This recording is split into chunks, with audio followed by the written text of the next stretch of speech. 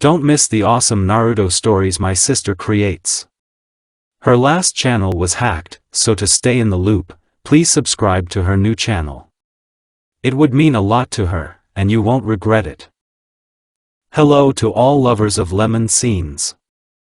I invite you all to my boosty so you can watch your favorite Naruto What If stories in complete comfort. A subscription to Naruto Lemon, the first video with a full lemon, is already on my boosty channel. Dare!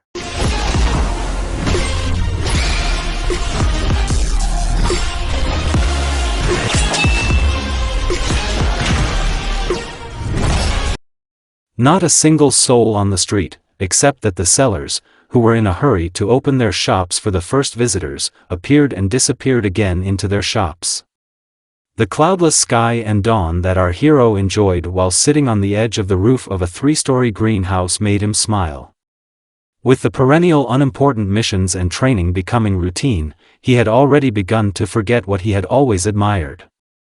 About the beauty that I found in the dancing reflections of trees on the water surface of the lake in the park, in the leaves caught by the wind, spinning in a bewitching dance, in the mysterious twinkling of stars in the night sky, and much more. The guy stopped wandering around Konoha at night, enjoying the solitude and paying attention to the world around him. Now his walks had a completely different purpose, to be with Mikoto, the relationship with whom brought something bright and warm into the blonde's life, something that, as it turned out, he had been missing all this time. The Uzumaki shuffled the deck of cards in his hands with a thoughtful look, thinking that very soon he would have the opportunity to demonstrate new techniques. Taking his eyes off the Queen of Hearts smiling at him from the card that the guy always associated with Mikoto, since the girl pulled this particular card from him when he showed her his first tricks, Naruto looked at the house opposite, from the top window of which he was looking at him looked at the cat lazily curled up on the windowsill. Usually an old woman would appear at the window, probably believing that she was being followed. She glared at Naruto with an unkind look, after which she closed the curtains with a sharp movement and left. The old hag was unable to understand that Uzumaki came here every day not for her sake.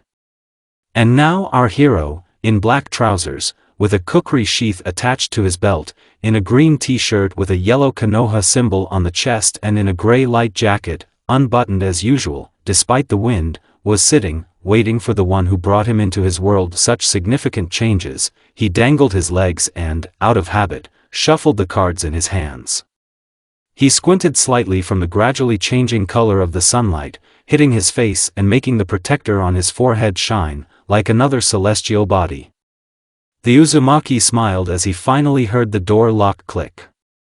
He glanced down at the porch where Mikoto was coming down, even more beautiful in the morning sun than usual. She was wearing a white shirt, with the symbol of the Uchiha clan, half hidden by black hair falling down her back, tied in a ponytail, black shorts and light shinobi shoes, a gift from Naruto for his last birthday. Naruto pulled himself up on his arms and silently slid down, landing first on the top of an electric pole and then jumping behind Mikoto. She turned around sharply, guessing whose tricks it was, and her flashing red eyes met the blue eyes of the blonde, who the next moment was captured in genjutsu. The genin opened his mouth in surprise as he discovered that everything around him and Mikoto had turned into rose petals, spinning in the shape of a whirlwind. The Uchiha, whose lips curved into a satisfied smile, leaned forward and kissed him, dispelling the illusion. A hot kiss brought Naruto back to reality and he hugged the girl a little. When she pulled away, looking at him again with black eyes, he was forced to nod. Not a bad trick. So this is what Kurenai is teaching you? He commented. Can Hinata do that? No, what are you talking about? Mikoto laughed, answering either the blonde's first question or the second. She thought about it, imagining Hinata using this technique for the same purpose, and laughed again, realizing that this wild absurdity was too far from reality. In fact, classes with Kurenai were no less serious training than regular lessons with Kakashi-sensei. The basis of genjutsu was also the ability to control chakra and change it as needed to create an illusion. And in order to improve chakra control, it was necessary to devote additional time to physical training, which Mikoto did, keeping the company of Kiba, Shino and Hinata in friendly sparring. Unfortunately, Kurenai's students did not have natural talents for illusory techniques, so everything she explained about distracting maneuvers that could distract the enemy and about the very distortion of his perception by influencing chakra, they ignored. Naruto smiled again. He liked it when the girl laughed. Her laughter was as melodious as the morning birds singing and warm as the flames of the fire that warmed them on their last mission to a nearby village, which, like the previous few, had passed without incident. By the way, after the first mission, which turned into a real massacre, our heroes were lucky not to engage in serious battles. On their next mission, they went to the port to help local residents find a lost man who had allegedly been kidnapped by pirates who had terrorized the small settlement in the past. It turned out that the missing man, who had gone fishing and never returned, was hiding a few miles north in one of the coastal caves, where he secretly decided to look for minerals and precious stones from his comrades. Team number 7 found him with a pickaxe in his hands and a pile of ore, which the old man was going to deliver back to the village tomorrow and sell at a profit, and then leave with his family for Kirigakure. The genin and their teacher were forced to return back to the port, report that everything was fine with the kidnapped, and go to Konoha with a report. Then our heroes visited a village south of Konoha, where a pack of wolves was terrorizing livestock, and the locals were unable to repel the predators. It was there that Mikoto's new skills came in handy, using such a genjutsu on the wolves that they ran away and were definitely not going to return. The fourth mission was to meet Guy's team, returning from Suna with a completed mission on the issue of humanitarian assistance. On the way back, they were attacked by robbers. However, by the time team number 7 appeared, the green beast of Konoha and his students, whom Mikoto, Naruto, and Sasuke had a chance to meet for the first time, had already dealt with the threat. However, Kakashi's team still helped deliver them to the nearest prison.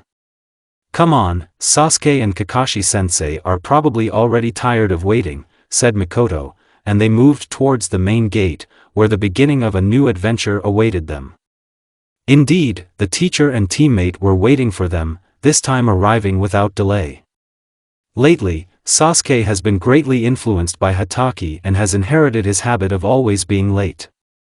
It's not surprising, because the brunette continued to train hard and, it must be said, not at all because of the upcoming exams. Kakashi helped him in every way he could, respecting the student's desire for knowledge, but being wary of the zeal with which he sought to learn new secrets of the shinobi art. Kakashi, as always dressed in a standard shinobi uniform, leaned his back against a post and, holding a book with one hand, read it with interest. Sasuke, meanwhile, stood with his arms folded across his chest, looking impatiently at the open gate leading out of the village. Lately, the Uchiha preferred black, and now he was wearing black sandals, shorts, and a t-shirt with the clan symbol on the back. Glancing in the opposite direction and noticing Naruto and Mikoto hurrying towards them, the Uchiha grinned. It wasn't that he had a negative attitude towards the connections that had developed between his teammates, but every time he saw them show affection for each other, something inside Sasuke began to resent what was happening. This was pretty annoying. Kakashi didn't notice all this. Or he just wasn't paying attention. This is the first time since that very mission that we are going so far. This time I won't lose face. And I will prove that I am stronger than you, flashed through the Uchiha's head as he looked at Naruto. Here you are, Kakashi sighed, slamming the book shut and putting it in his pouch. I have to admit, waiting for someone for so long really isn't fun. Who would talk? Mikoto thought and nodded, apologizing for both of them. Great, everything is assembled, Hatake continued. Then can we? Wait, all four heard someone's voice and at once turned to the genin rushing towards them, led by their mentor, Asuma, a jonin in the same uniform as Kakashi's and with a cigarette in his mouth. Shikamaru, dressed in black pants, a mesh tank top and a grayish shirt over it, Choji in black shorts, a white t-shirt and a green unbuttoned shirt, and Ino, who has always preferred the purple uniform, could barely keep up with Sarutobi. Hokage-sama asked me to accompany you, Asuma said, stopping.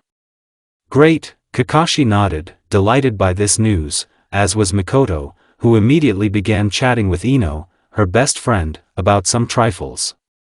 It's more fun together, Naruto agreed, shaking Shikamaru's hand. I've long wanted to work with you, Nara answered. After all, Hokage-sama has a very high opinion of your team. Only Sasuke, with a sullen expression, showed no signs of joy. Third Sama sent another whole team with us. Does this mean that he is not confident in us? Or maybe the conditions of the mission have changed and it has become more dangerous? And is this related to the attacks that major villages have suffered over the past year? He thought. As politely as possible he refused the chips that Akimichi offered him. I think it's definitely time for us now. The path to Takigakure is not short, Kakashi muttered and, waving goodbye to the gate guards, Izumo and Kotetsu, he was the first to step outside the village. It seems to me that you're cheating, Shikamaru grinned, looking at his cards and realizing that he didn't have a single powerful combination in the game. This is not the first time you've said this, Naruto reminded his friend, laying out the missing cards on the camp mat and demonstrating the resulting straight. You still haven't lost to me once, so I won't get tired of repeating, Nara sighed, discarding his cards and folding his hands on his chest, demonstrating his lack of desire to play further. They sat at a distance from the fire, on which fish caught in the river, strung on rods, were roasting. Kakashi and Sarutobi, sitting near the fire and monitoring the cooking process, talked about past events and memorable missions. Choji, Ino and Mikoto, who were sitting on the other side, listened to them with interest. That's how I became one of the 12 protectors, Asuma finished and, pulling out a pack of cigarettes from his pocket, lit a cigarette. Naruto and Shikamaru didn't listen to the stories being told. Nara, who knew the teacher even before they became a team, had already heard them 1,000 times. Well, Uzumaki decided to discuss a more pressing topic. Have you heard about the attacks on the great villages? He asked, collecting the cards into a deck and looking up at his comrade. He nodded. Suna first. Then Willow. Then Kyumo. They were all attacked. We can only guess when it will be Konoha's turn, said Shikamaru. What else do you know about the attacks? Not as much as we would like. The third, having returned from the last 5 Kage summit, decided not to spread the word. But Asuma, who accompanied him as a bodyguard, only mentioned the organization that was involved in all this, Nara responded. The Uzumaki nodded. He had long assumed that some group was behind all the attacks. They call themselves Akatsuki. Akatsuki? Naruto asked, thoughtful. I've never heard of such things. The only question is what they need and whether Konoha has it. If so, we are all in great danger. The third even said that in view of recent events, the next Chunin exam will have to be postponed, Nara added. He looked at Naruto, who was shuffling the cards with his characteristic expression of not expressing much concern. And how are you? Has Danzo given up trying to recruit you to the route? Shikamaru asked an unexpected question. The Uzumaki hesitated to answer. He remembered that he had once told Nara, as his best friend, that the third's advisor was trying to get him into his own ANBU squad for his special talents. At the moment, only Kurama and Shikamaru knew about this. Recently, he accidentally crossed paths with an old man on the street, and he asked if Naruto had changed his mind about his proposal. I think he's still interested, Naruto replied. Sometimes I have the feeling that I am being watched. Although these are probably all my cockroaches. I don't understand why he needs me. There are still so many talented shinobi in the village. Take you or Niji Hyuga. Or Sasuke. Shikamaru shrugged. You have qualities that none of us possess. Speaking of Sasuke, where is he? The genin asked. He's training, as always, Uzumaki answered, looking around the camp and not finding the Uchiha here. At the same moment, in confirmation of his words, the chirping of lightning and the roar with which a rock usually cracks were heard from afar. Everyone in the camp stopped talking, listening to the sound and wondering if something out of the ordinary had happened to Sasuke during training. However, soon the Uchiha himself came out of the forest. He looked very exhausted, but there was a pleased sparkle in his eyes. Okay, Nara simultaneously stretched and yawned, leaning back on the rug. I think it's better to get a good night's sleep. Tomorrow it's still a long walk to the hidden waterfall village. And little can happen. It would be nice to gain strength. The Uzumaki sighed in disappointment. He didn't feel like sleeping at all. Come on, we just need to pick up the parcel, the blonde grinned, feeling the desire to push Shikamaru away and prevent him from falling asleep. Anything can happen, the already almost dozing comrade lazily squeezed out. Who would have thought that Shikamaru would be right? The next day, when the 8 shinobi reached their destination, a very unpleasant surprise awaited them. The huge tree under which the settlement was set up was engulfed in bright flames, and smoke rose into the sky from small houses. The giant tree, which in ancient times became the symbol of the village of the hidden waterfall, as well as the river falling into the abyss, rustling a little further from the village, now resembled a huge torch. Mighty branches and foliage burned in a fierce flame, emitting a characteristic crackling sound. Embraced by tongues of fire, clouds of smoke spreading over the ground and rising into the air, the village turned into the embodiment of the worst nightmares. The morning sky was filled with black smoke, accumulating in the form of a huge cloud. What happened here? Ino was the first to dare to whisper, moving away from the shock caused by this sight. She turned her head and saw that Mikoto had stood stock still, staring in wild horror at what was left of the village where their mission had led them. A terrible picture from the past flashed in her friend's eyes, which she could not remember all these years. It was the floor, stained with still warm blood, on which she was kneeling, and in front of her lay a headless man. It seems that this sight found echoes not only in the girl's memories. Naruto shivered slightly, also remembering the events of that bloody night. And Sasuke completely took a step back, as if he again saw the streets of his native quarter littered with mutilated bodies. For Hatake, like Sarutobi, this picture reminded Konoha after the attack of the Nine Tails. But if on that terrible day the Kyuubi destroyed only part of the village, then practically nothing remained of Takigakure. An entire village has been destroyed, Asuma said, a smoking cigarette falling from his mouth. This simply cannot be. This is Akatsuki. I don't know anyone else capable of something like that, Kakashi muttered, raising his protector and lowering his mask a little to free his Sharingan. A red eye with 3 tomo around the pupil sparkled, searching for anything alive among the dancing flames. Akatsuki? Naruto repeated, remembering yesterday's conversation with Shikamaru. He exchanged glances with his comrade, whose face was more serious than ever. There's something there.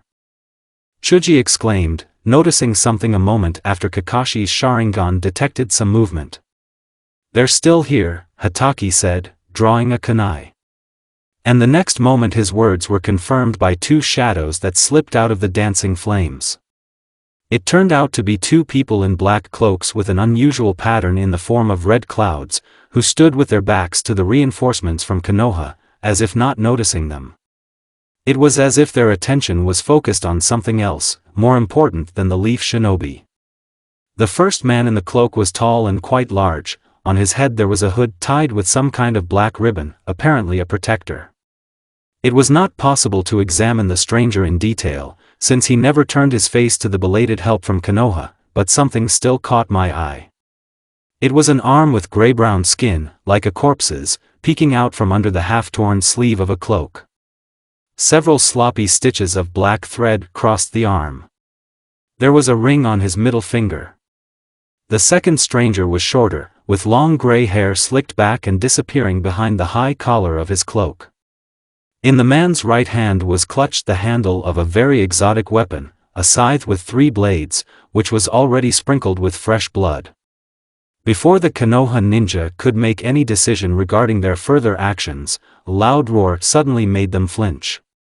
Something gigantic, resembling a beetle with 7 wings, burst out of the black smoke screen and was about to attack the two Akatsuki, but suddenly froze in the air and began to shrink.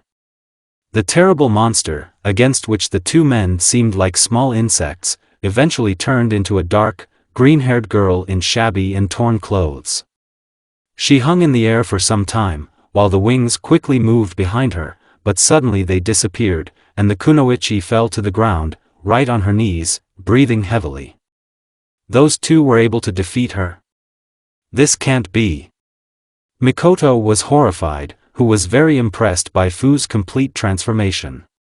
They are incredibly strong, since even the Jinchuriki could not fight them back. Kakashi flashed through his head, who immediately realized who the last survivor from the hidden waterfall village was.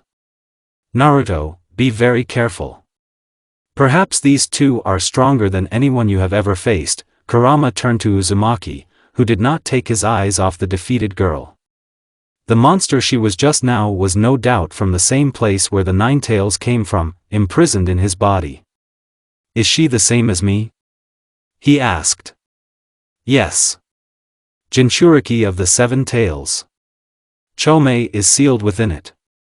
And since even she couldn't cope with them, then your team doesn't have much of a chance to win. It looks like your strength is running out, Avka. That's the end of the fairy tale. The ash-haired Akatsuki waved his scythe. He was about to rush forward to deliver the final blow, but suddenly realized that he could not move. Not understanding anything, he turned to his partner. Kakuzu, what is this? Naya? I'm afraid it's my fault, Shikamaru answered them, kneeling down on one knee and forming a clan seal to perform a shadow grab. You fell into my technique. The two flinched, realizing that someone had appeared behind them. The green-haired girl looked in amazement at the detachment from Konoha that appeared between two enemies frozen in place and came to her aid. However, she did not have time to rejoice, because the next moment she lost consciousness, completely exhausted. You two are guilty of destroying an entire village and you will pay for this crime. Asuma exclaimed, glaring hatefully at the couple in cloaks. A bold statement, noted the Akatsuki, whom his partner called as Kakuzu. Perhaps you could allow us to take a look at those who risk threatening us?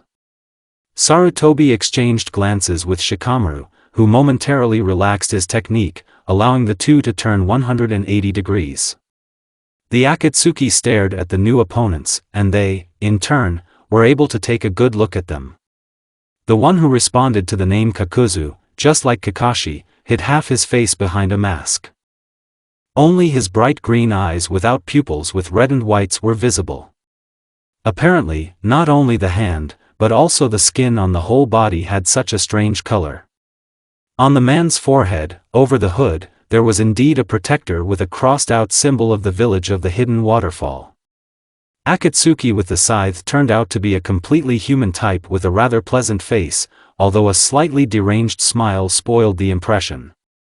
His cloak was carelessly buttoned halfway, showing off the man's neck and part of his chest, onto which fell an unusual amulet on a chain. Even more surprising were the unusual purple eyes that appraised all members of the Konoha squad and stopped at Sasuke. You're just the spitting image of Itachi, kid. Are you really the same brother of our genius, whom he was never able to kill? He grinned and immediately caught the unkind glance of his partner. What do you know about my brother? Everything inside Sasuke turned upside down. He barely restrained himself from rushing into an attack with the goal of knocking out all the information he needed from the man with the scythe. But intuition and common sense suggested that the enemy was much more experienced than himself and much more dangerous than it seemed at first glance.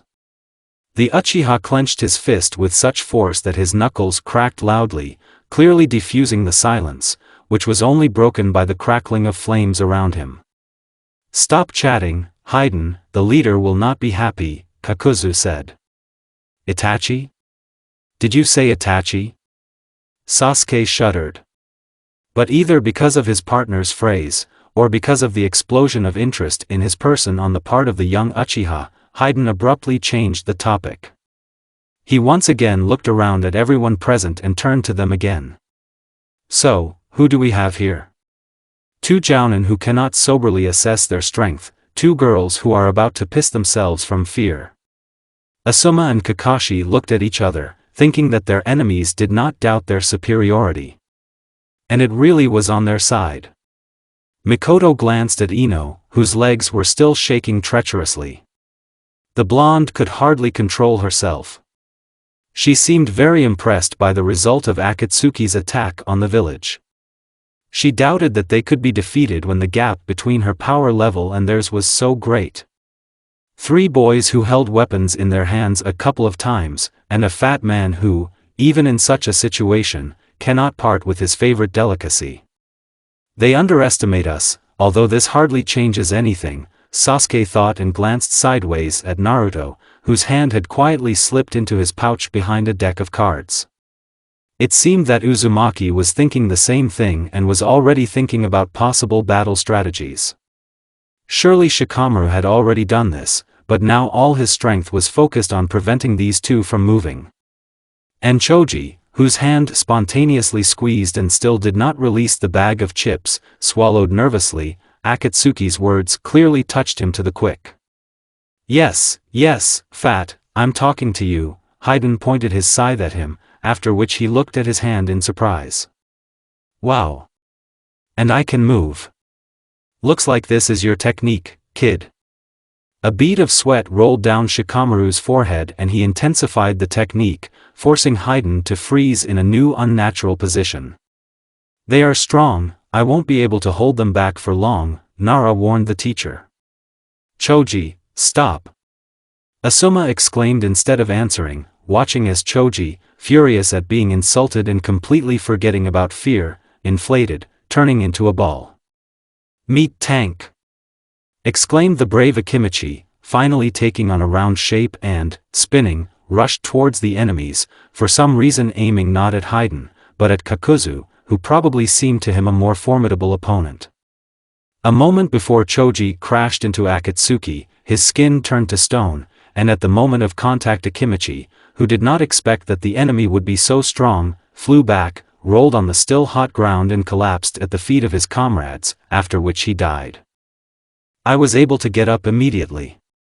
Everyone, be careful, Kakashi commanded, addressing not only his students, but also Asuma's genin.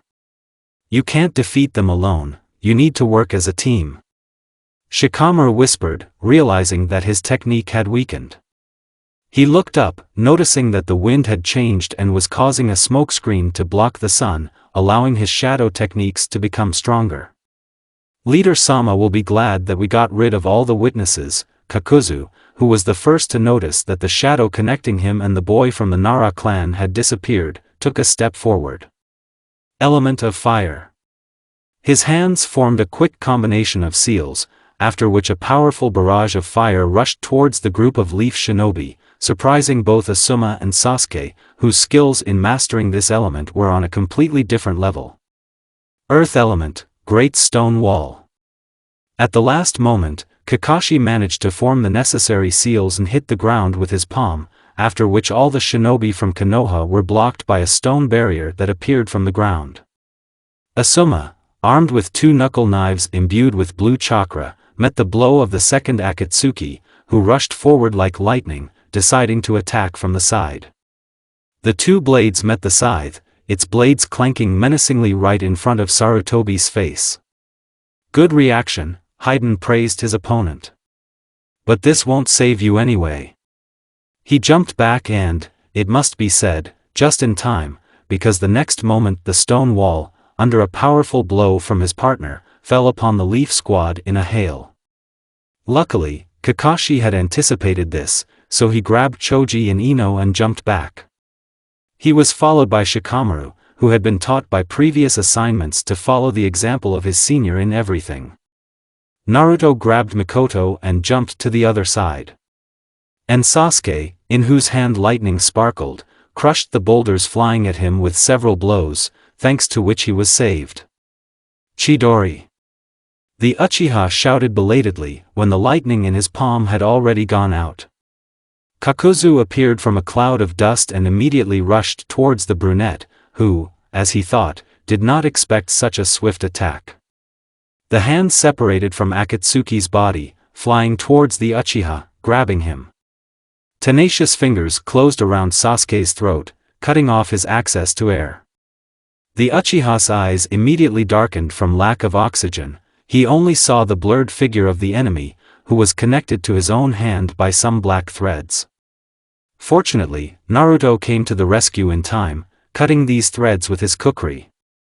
And Mikoto, whose Sharingan was already burning in her eyes, rushed to meet Kakuzu, throwing at him 5 kunai at once, saturated with sparkling lightning and connected by them. Lightning release, chain reaction. But when the kunai crashed into the enemy, he was not paralyzed by an electric discharge, but, turning into liquid, spread across the ground in the form of a large puddle. Meanwhile, Asuma and Haiden again met each other in close combat, and Sarutobi managed to scratch his opponent's cheek with a well-aimed blow. The man with the scythe was forced to step back again. "Ah, that hurts," Akatsuki forced out a theatrical groan and put his palm to the scratch, after which he fixed his gaze on the enemy, not promising anything good. "When your blood is shed, you will not have to wait long for your end." However, his further threats were interrupted by a barrage of shuriken sent by Ino, who, along with Choji and Shikamaru, hurried to the rescue. Technique for capturing shurikens. Nara again sat down on one knee, making the seal at the right moment. The shadows from throwing weapons, which, by the will of fate or intentionally, flew along the sides of Akatsuki without causing him any harm, turned into black threads. Thus, once connected to the earth, the metal stars flew around Akatsuki, binding him before he could do anything. Weight gain technique. Meat tank. The Akimichi, having tripled in size thanks to the clan jutsu, again turned into a spinning ball and crashed into the enemy at full speed, forcing him to fly back. "Well done," Sarutobi praised his students, but without taking his eyes off the enemy.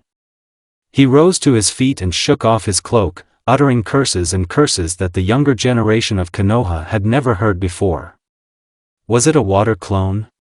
Thought the Uchiha, seeing how the enemy's hand, from which he had freed himself, lying on the ground, also turned into water. "Thank you," he reluctantly said to his savior. In response, Naruto limited himself to only a nod. In one hand he held a kukri, in the other a card was already prepared. "I wonder what kind of technique the Joker has prepared this time." The Uchiha also activated his Sharingan, and the next moment he, Naruto, and Mikoto, who had hurried towards them, stood in a circle with their backs inward, preparing for an attack from any direction. But the enemy decided to attack not them, but Kakashi, who was 5 meters away from them, appearing right in front of him from under the ground and hitting the Jounin with a stone fist right in the stomach. Hataki's breath caught, but he found the strength to dodge the enemy's next blow, ducking under his arm. Once behind Kakuzu, Kakashi was about to plunge a kunai into the back of his head, but Akatsuki's skin became hard as stone again, and the weapon only ripped open the hood and cut the protector tape, causing the headband with the crossed-out symbol to fall to the ground. Upon contact with the skin itself, the blade created many sparks, but did not cause any harm to the enemy himself.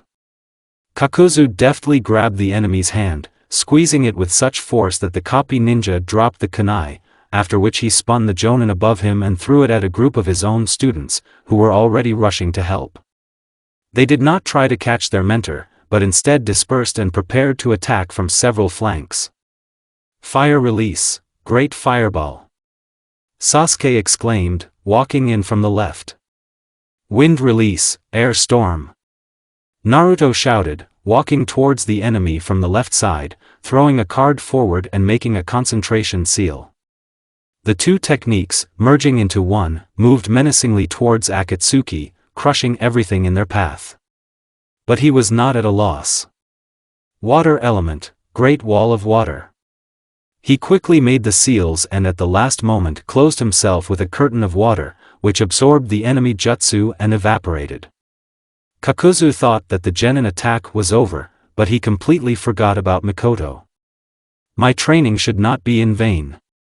All this time I have been preparing for this moment, thought the Uchiha, concentrating chakra and preparing to throw it out in the form of a completely new technique, which neither Kakashi-sensei nor his teammates had ever seen. You definitely won't like this. Lightning release. Thunder Panther. The brunette called out, folding the seals and putting her hands forward. The bolt of lightning that flew between her palms took on the appearance of a large cat and, flying through the vapor curtain formed by the collision of the previous techniques, landed directly on the man in the cloak. He shuddered several times as his body was filled with the deadly energy of electricity, and then collapsed to the ground. The three genin were finally able to breathe easy. Together with Kakashi, they slowly approached the body. I cannot believe it. I did it. Mikoto exclaimed, and all the fear and horror from the realization of what she had just done suddenly turned into joy, which the Uchiha could hardly control. She caught Sasuke's surprised look and Naruto's look of pride and relief. Great job, Mikoto, Hatake praised, wincing slightly in pain. The last few blows took their toll. He wanted to say that they urgently needed to help Asuma's team deal with the second Akatsuki, but suddenly Kakuzu's body twitched. Everyone back. The students instantly reacted to their mentor's command and recoiled from the corpse, from which demons seemed to be bursting. Something under the black tattered cloak bulged, and then something black flew out of the Nukanin's body, landing a little behind. Then it happened again, and then again. After that, Kakuzu himself jerked once more, and then, to the horror of Kakashi and his students, stood up. Not bad. For a moment all my heart stopped. One of them never started again, Akatsuki commented. Hatake and his students saw that three black clumps of strange matter, lined up behind the owner's back, began to grow and take the form of strange creatures, whose faces were masks. Did he say, hearts? Sasuke asked again, realizing that the enemy turned out to be even more dangerous than originally thought. That's right. I have 5 hearts, each of which can exist separately from my body, Kakuzu grinned. But this information will still not help you. The next moment, one of the masked creatures opened its mouth, and a blinding lightning shot out, forcing Kakashi's team to scatter.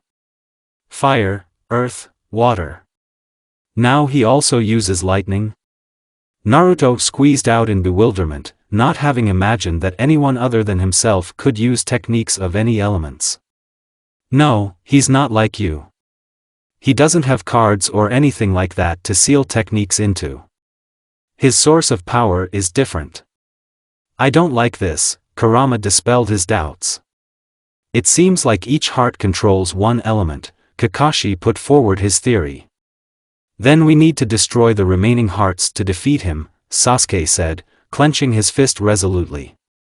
And then I will shake out of his friend everything that he knows about Itachi, he promised himself. And the battle between Asuma's team and Haiden continued.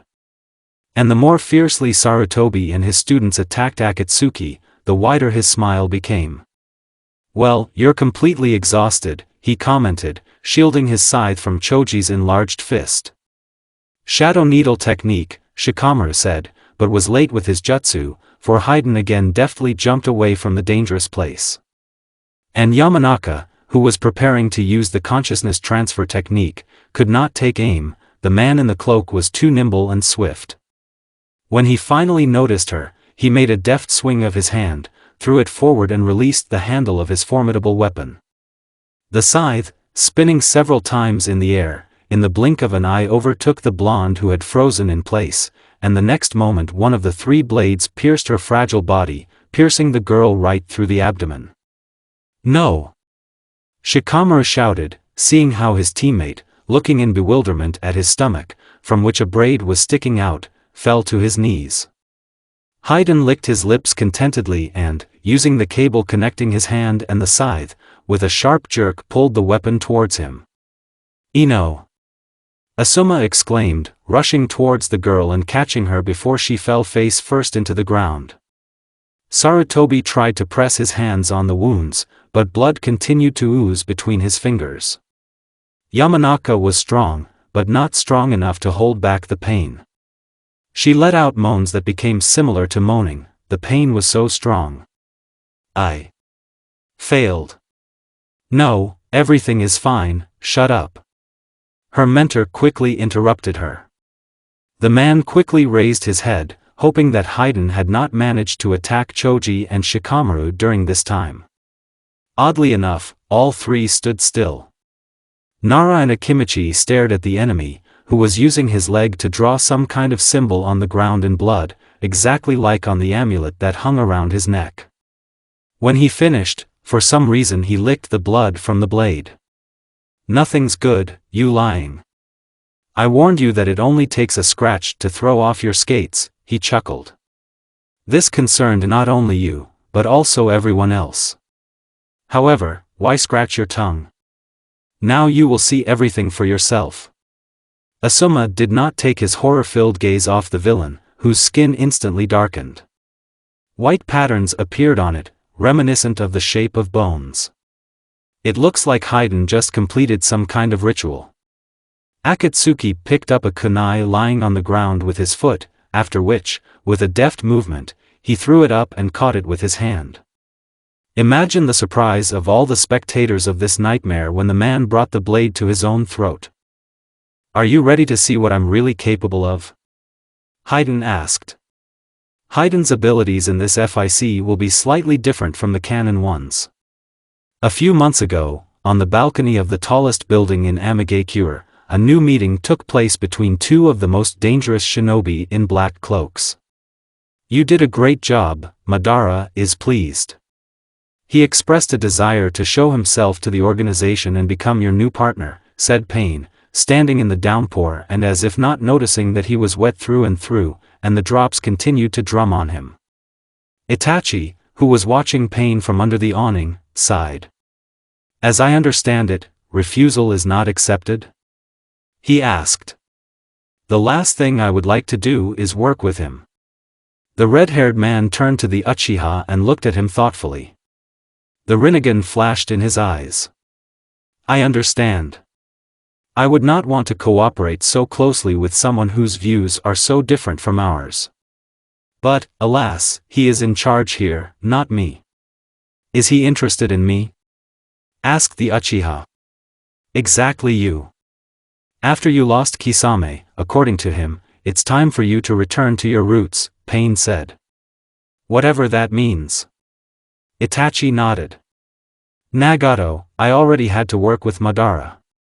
This was before I joined Akatsuki, he said. Then everything good disappeared from my life. It's hard to imagine what might happen this time. I don't know what to expect from Madara. But beware of him. And keep what you know a secret. With these words Pain left, leaving Itachi alone to watch the endless rain. The man's fingers, which were gripping the handle of the kunai, moved slightly, causing Asuma's team to tremble at once. The smile on the villain's lips became wider, and mocking sparkles danced in his eyes. Akatsuki seemed to enjoy this psychological attack.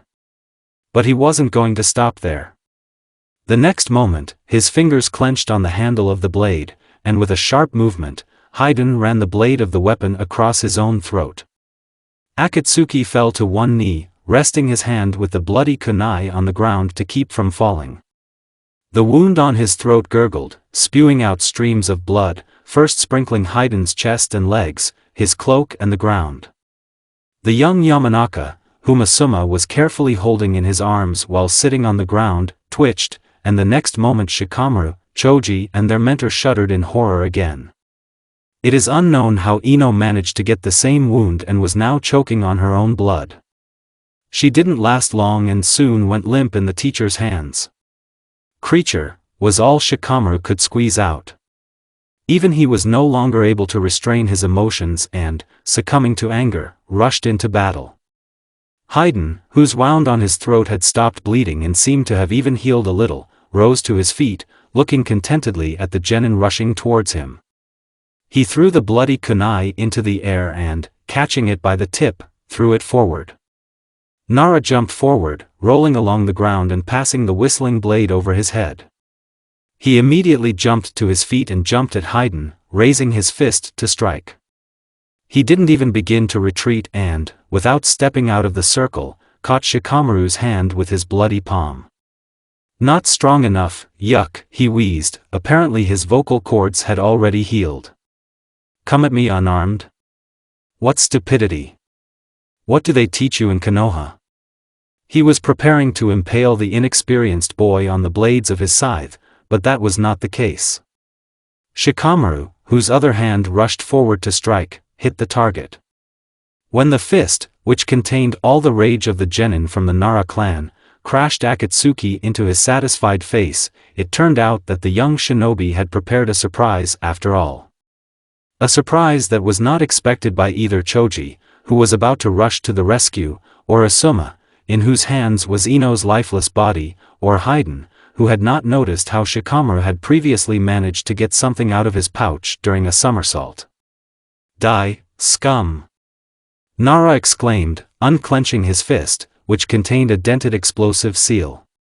The explosion caused Choji to close his eyes, and Asuma to quickly but carefully place the student's body on the ground and rush forward. The Jonin managed to catch the genin, whose left arm was torn off at the shoulder by the explosion. Half of the boy's face was disfigured by the burn, and most of his clothes were charred. Nara himself seems to have remained alive, but lost consciousness. Shikamaru! Akimichi shouted, rushing forward. Before joining the teacher, he saw Haiden's body falling to the ground. There was absolutely nothing left of the villain's head, the upper part of his torso was covered with burns. There was a disgusting smell of burnt meat in the air. Everything that happened could not help but attract the attention of Team Number 7, which continued the battle with the second enemy. It looks like your comrades had a hard time, Kakuzu noted, turning his head to where the explosion occurred. But rest assured, Haiden can recover from any wounds. To be honest, even I haven't figured out how to kill him yet. He was thinking about how to kill his partner. What kind of monsters are these Akatsuki? Thought Mikoto. Naruto also glanced at where the battle between Asuma's team and Haiden had just ended with something incomprehensible, but Kakashi sharply called out to him. Naruto, don't get distracted. Our enemy is before us.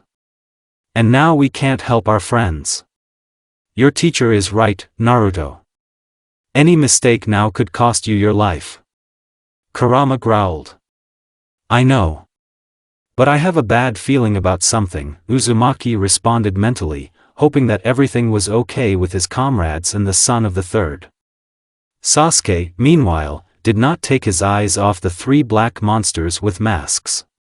He remembered which of them spat lightning at them, and wondered what the elements of those on the sides were.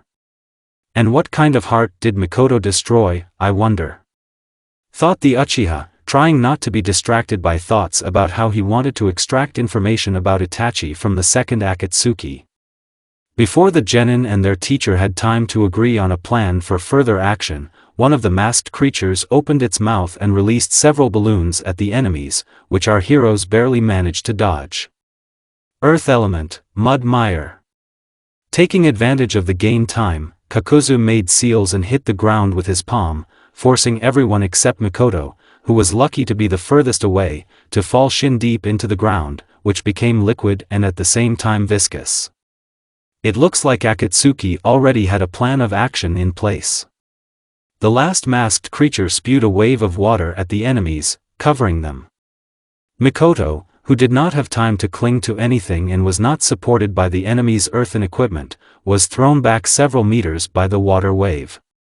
The wave slammed her into a tree, and the girl, hitting her head, fell into oblivion. Oh, no, Kakashi whispered, realizing what his enemy was planning. Naruto and Sasuke saw the third black monster open its mouth, in which lightning was already sparkling. Your last chance to survive is to shield yourself from this lightning with something, Ninetales noted. Do you have ideas? Certainly. Thank you, you already gave me one, the blonde responded, knowing what he would do. There was a card in his hand. Mass Shadow Cloning Technique. At that moment, when the lightning shot at our heroes, dozens of clones appeared in its path, taking the blow of the technology upon themselves.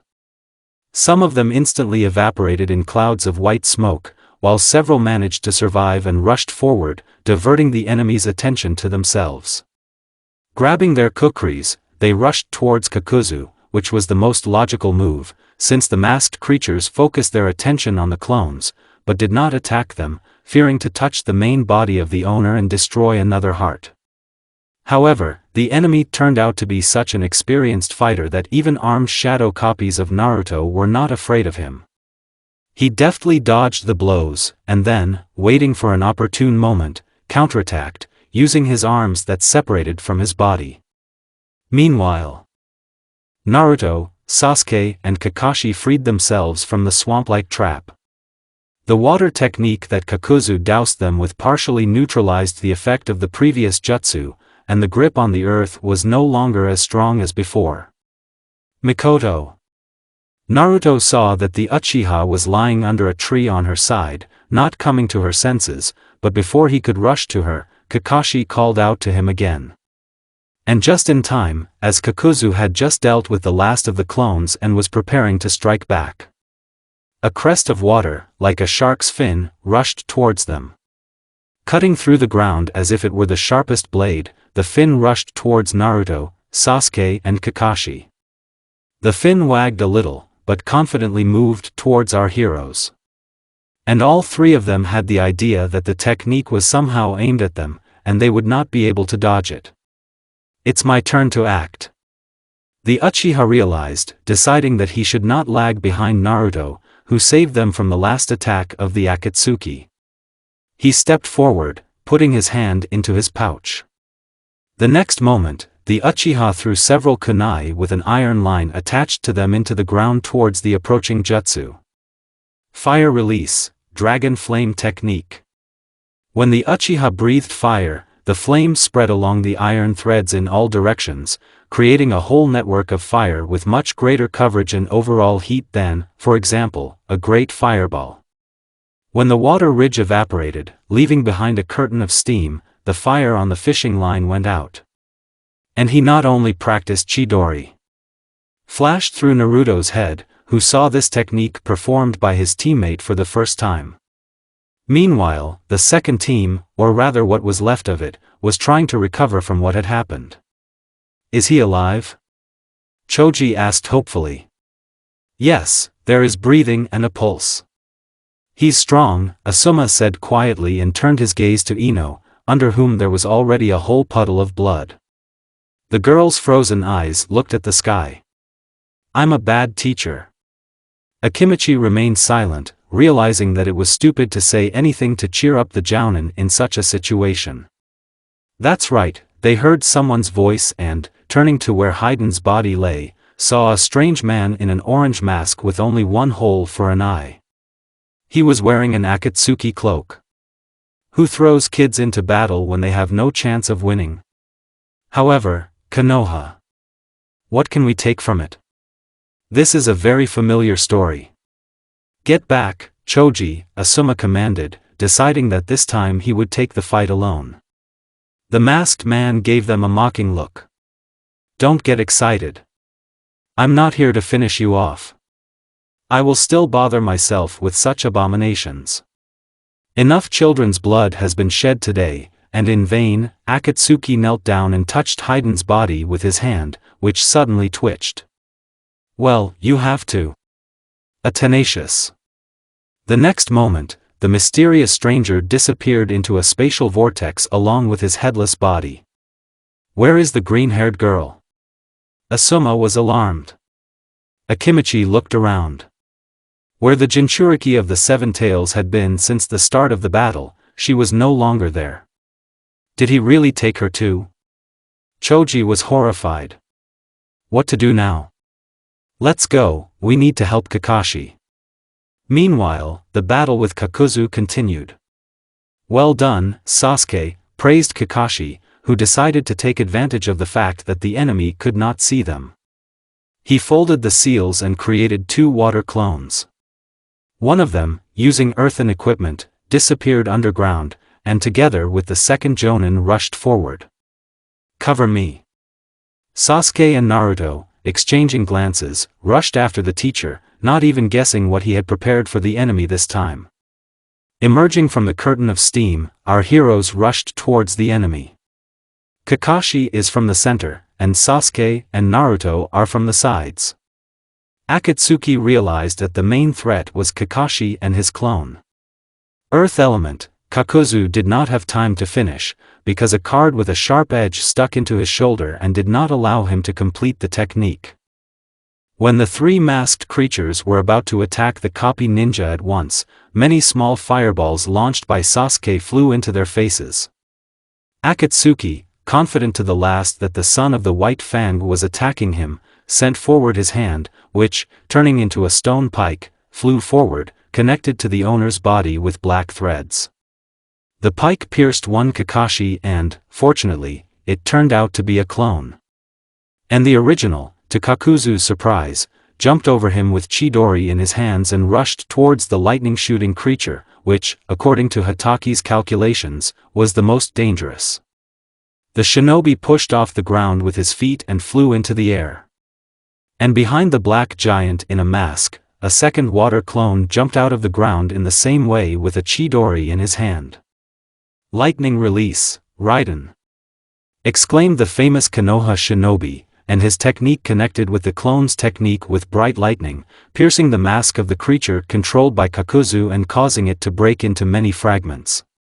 As soon as the mask was finished, the black substance that made up the monster was sucked into the ground. Kakuzu turned around, not believing his eyes. Could such a plan really be thought up in a few seconds? "Chidori!" was heard from behind him, and the next moment Sasuke's hand, sparkling with lightning, burst out of his chest. With his last breath, Kakuzu, realizing what a terrible mistake he had made by turning his back on the genin, turned to stone, causing Sasuke's hand to get stuck in him. In order to tear the limb out of the captivity of the stone, the Uchiha needed to use Chidori again. His vision darkened a little from losing chakra so quickly. One of the creatures was waiting for just such a moment, which rushed to the owner's body and was sucked into it, returning the stone to life and patching up the hole in the body. Akatsuki turned around and, turning his hand into a water tentacle, grabbed the Uchiha, lifting him into the air and squeezing him so that he gritted his teeth in pain. Kakashi and his clone rushed to the rescue, approaching the enemy from both sides. And the last monster with a white mask opened its mouth, aiming at him to finish him off with a powerful aerial technique. "It's time to use your trump card, Naruto. You haven't forgotten about the card that will help you use my power, have you?" The Uzumaki, unsure of who to go to help, turned to the black monster, which was almost ready to use the vacuum explosion technique. "No, I haven't forgotten, Kurama. I hope I sealed your technique correctly," the blonde muttered in response. He pulled an ace from the deck, into which some time ago, secretly from everyone, he tried to seal something of a completely different level, which could not be compared with the techniques of the lower and middle levels. But I must warn you about the following. As you know, when using cards, you spend chakra to activate techniques. Sometimes it's more than you would spend if you used it yourself, sometimes it's less. To activate this jutsu you will need more chakra than you have ever used in your life. Kurama told him. The blonde froze for a moment. What? And you're telling me this now? He squeezed out. What will happen if I use this technique? And why didn't Kurama warn me about the consequences? Flashed through the Joker's head. He thought that maybe the Nine Tails had been waiting for this moment all this time. And maybe their partnership will come to an end at this point, and the demon will show his true face? You have no choice anymore, the demon growled. Naruto realized that nothing else but the secret compression technique would work against the masked creature, and he wouldn't have time to resort to the latter. Therefore, come what may. Tailed bomb. Throwing the card forward, the blonde shuddered when he saw a huge black ball emerge from the card. Before he even had time to blink an eye, the sphere suddenly shot out, hitting the target exactly and leaving only a crater in the ground from the last freely walking heart of Kakuzu. From such a blow the ground shook. Naruto, feeling the last of his strength flowing out of him, fell to the ground. Through the prism of the orange chakra sucking his body, he saw how Kakuzu accidentally released Sasuke. He saw Akatsuki turn to Kakashi in his clone, rushing forward with a new chain of lightning that could cut anything in half. However, not just anything. At that moment, when Hatake was ready to attack, Kakuzu's body turned into water, and upon contact with it, both the copy ninja and his clone were thrown away by their own discharge. The clone turned into a puddle, and Kakashi fell to the ground, either saying goodbye to life or losing consciousness. "Well, that's all," Akatsuki muttered, regaining his clear form. He heard the clang of metal and looked at Sasuke, who had fallen on his butt to the ground a second earlier and was fidgeting in his pouch. "If I were you, I wouldn't be worried about me, kid. Look what your friend will turn into now. Realize who he was all along." Sasuke turned his head and looked at Naruto, standing on all fours and gradually losing his appearance as a man. The Uchiha's eyes widened in surprise and fear. Now the Uchiha's Sharingan could appreciate the full power of the Nine-Tails chakra sealed in Naruto. Chakra, against which he seemed insignificant. The Nine-Tails is awakening. Kakuzu and Sasuke were so absorbed in the spectacle that they did not notice the appearance of Asuma with Shikamaru in his arms and Choji. "What's going on here?" Akimichi squeezed out, not understanding anything. Nara, who was being held in his sensei's arms, barely opened his eye, looking at Naruto, shrouded in red, bubbling chakra, and passed out again, unable to overcome the pain. "And you came to see?" Akatsuki grinned. "You would be the first to be killed by the Nine-Tails. Would you?" Sasuke asked again, realizing that Kakuzu was not telling him something. The resulting silence was broken by the cawing of ravens, flying out of nowhere and forming into a new figure in a cloak, blinking two red lights menacingly. "Quiet up," said a familiar voice addressing Naruto. Two red lights with a pattern of a three-bladed curved shuriken spun, and the next moment the reddening chakra that continued to envelop Naruto and transform him into a beast evaporated, and the blonde himself collapsed to the ground. Sasuke's eyes widened as he realized who he was seeing in front of him. "Itachi, you came to the rescue just in time," muttered Kakuzu. However, his voice sounded harsh as always and there was not a drop of gratitude in it. "Zetsu accidentally spotted two Konoha teams, so Tobi decided that you would have difficulties," the Uchiha responded. He looked at Kakashi, who was lying on the grass, then looked at Asuma and Choji. And finally he turned his gaze to Sasuke. "I'll kill you!" Sasuke exclaimed, jumping to his feet, despite his fatigue and virtual lack of chakra. A kunai flashed in his hand. The Uchiha rushed past Kakuzu, who, by the way, had conveniently turned to stab him in the back, and attacked Itachi. However, the young Uchiha had no chance of success in his current state. The enemy caught his hand and looked into his eyes. Two Sharingans met. "You've grown up, but you haven't learned anything, Sasuke. I told you, don't even try to kill me until you get the same eyes," the Uchiha grinned.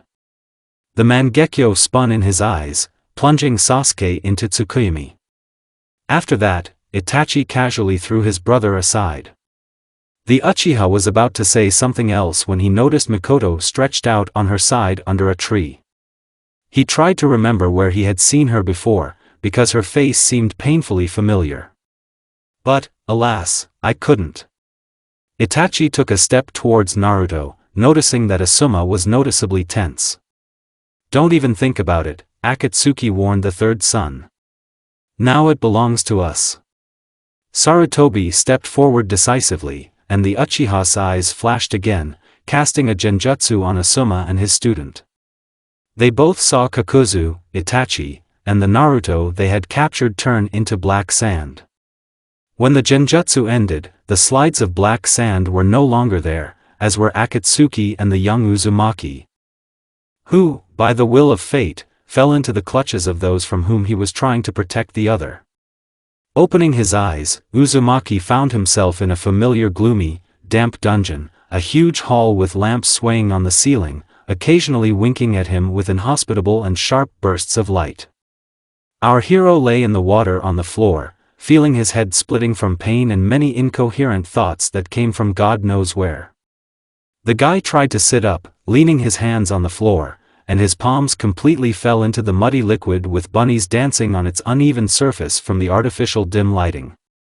Raising his head and looking forward, Naruto froze in horror. He saw how the opposite wall of the hall with a huge cage for the nine tails built into it was covered with cracks. Small pieces began to break off from the wall and fly off, dissolving in flight, never reaching the floor. Right before Uzumaki's eyes, his and Kyuubi's abode in the genin subconscious began to disintegrate into tiny particles. Kurama. Naruto called, but he received no answer.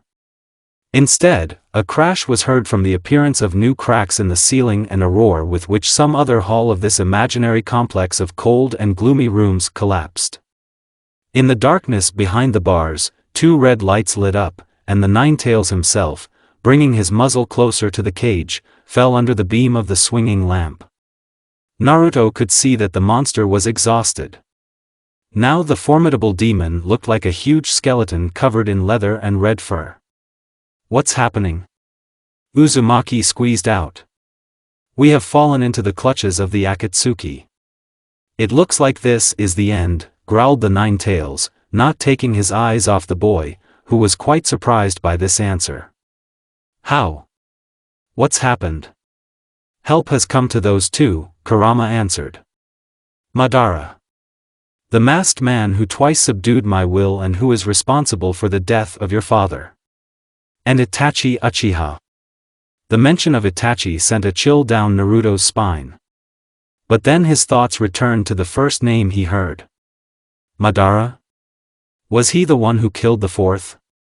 He squeezed out. The Nine-Tails narrowed his eyes.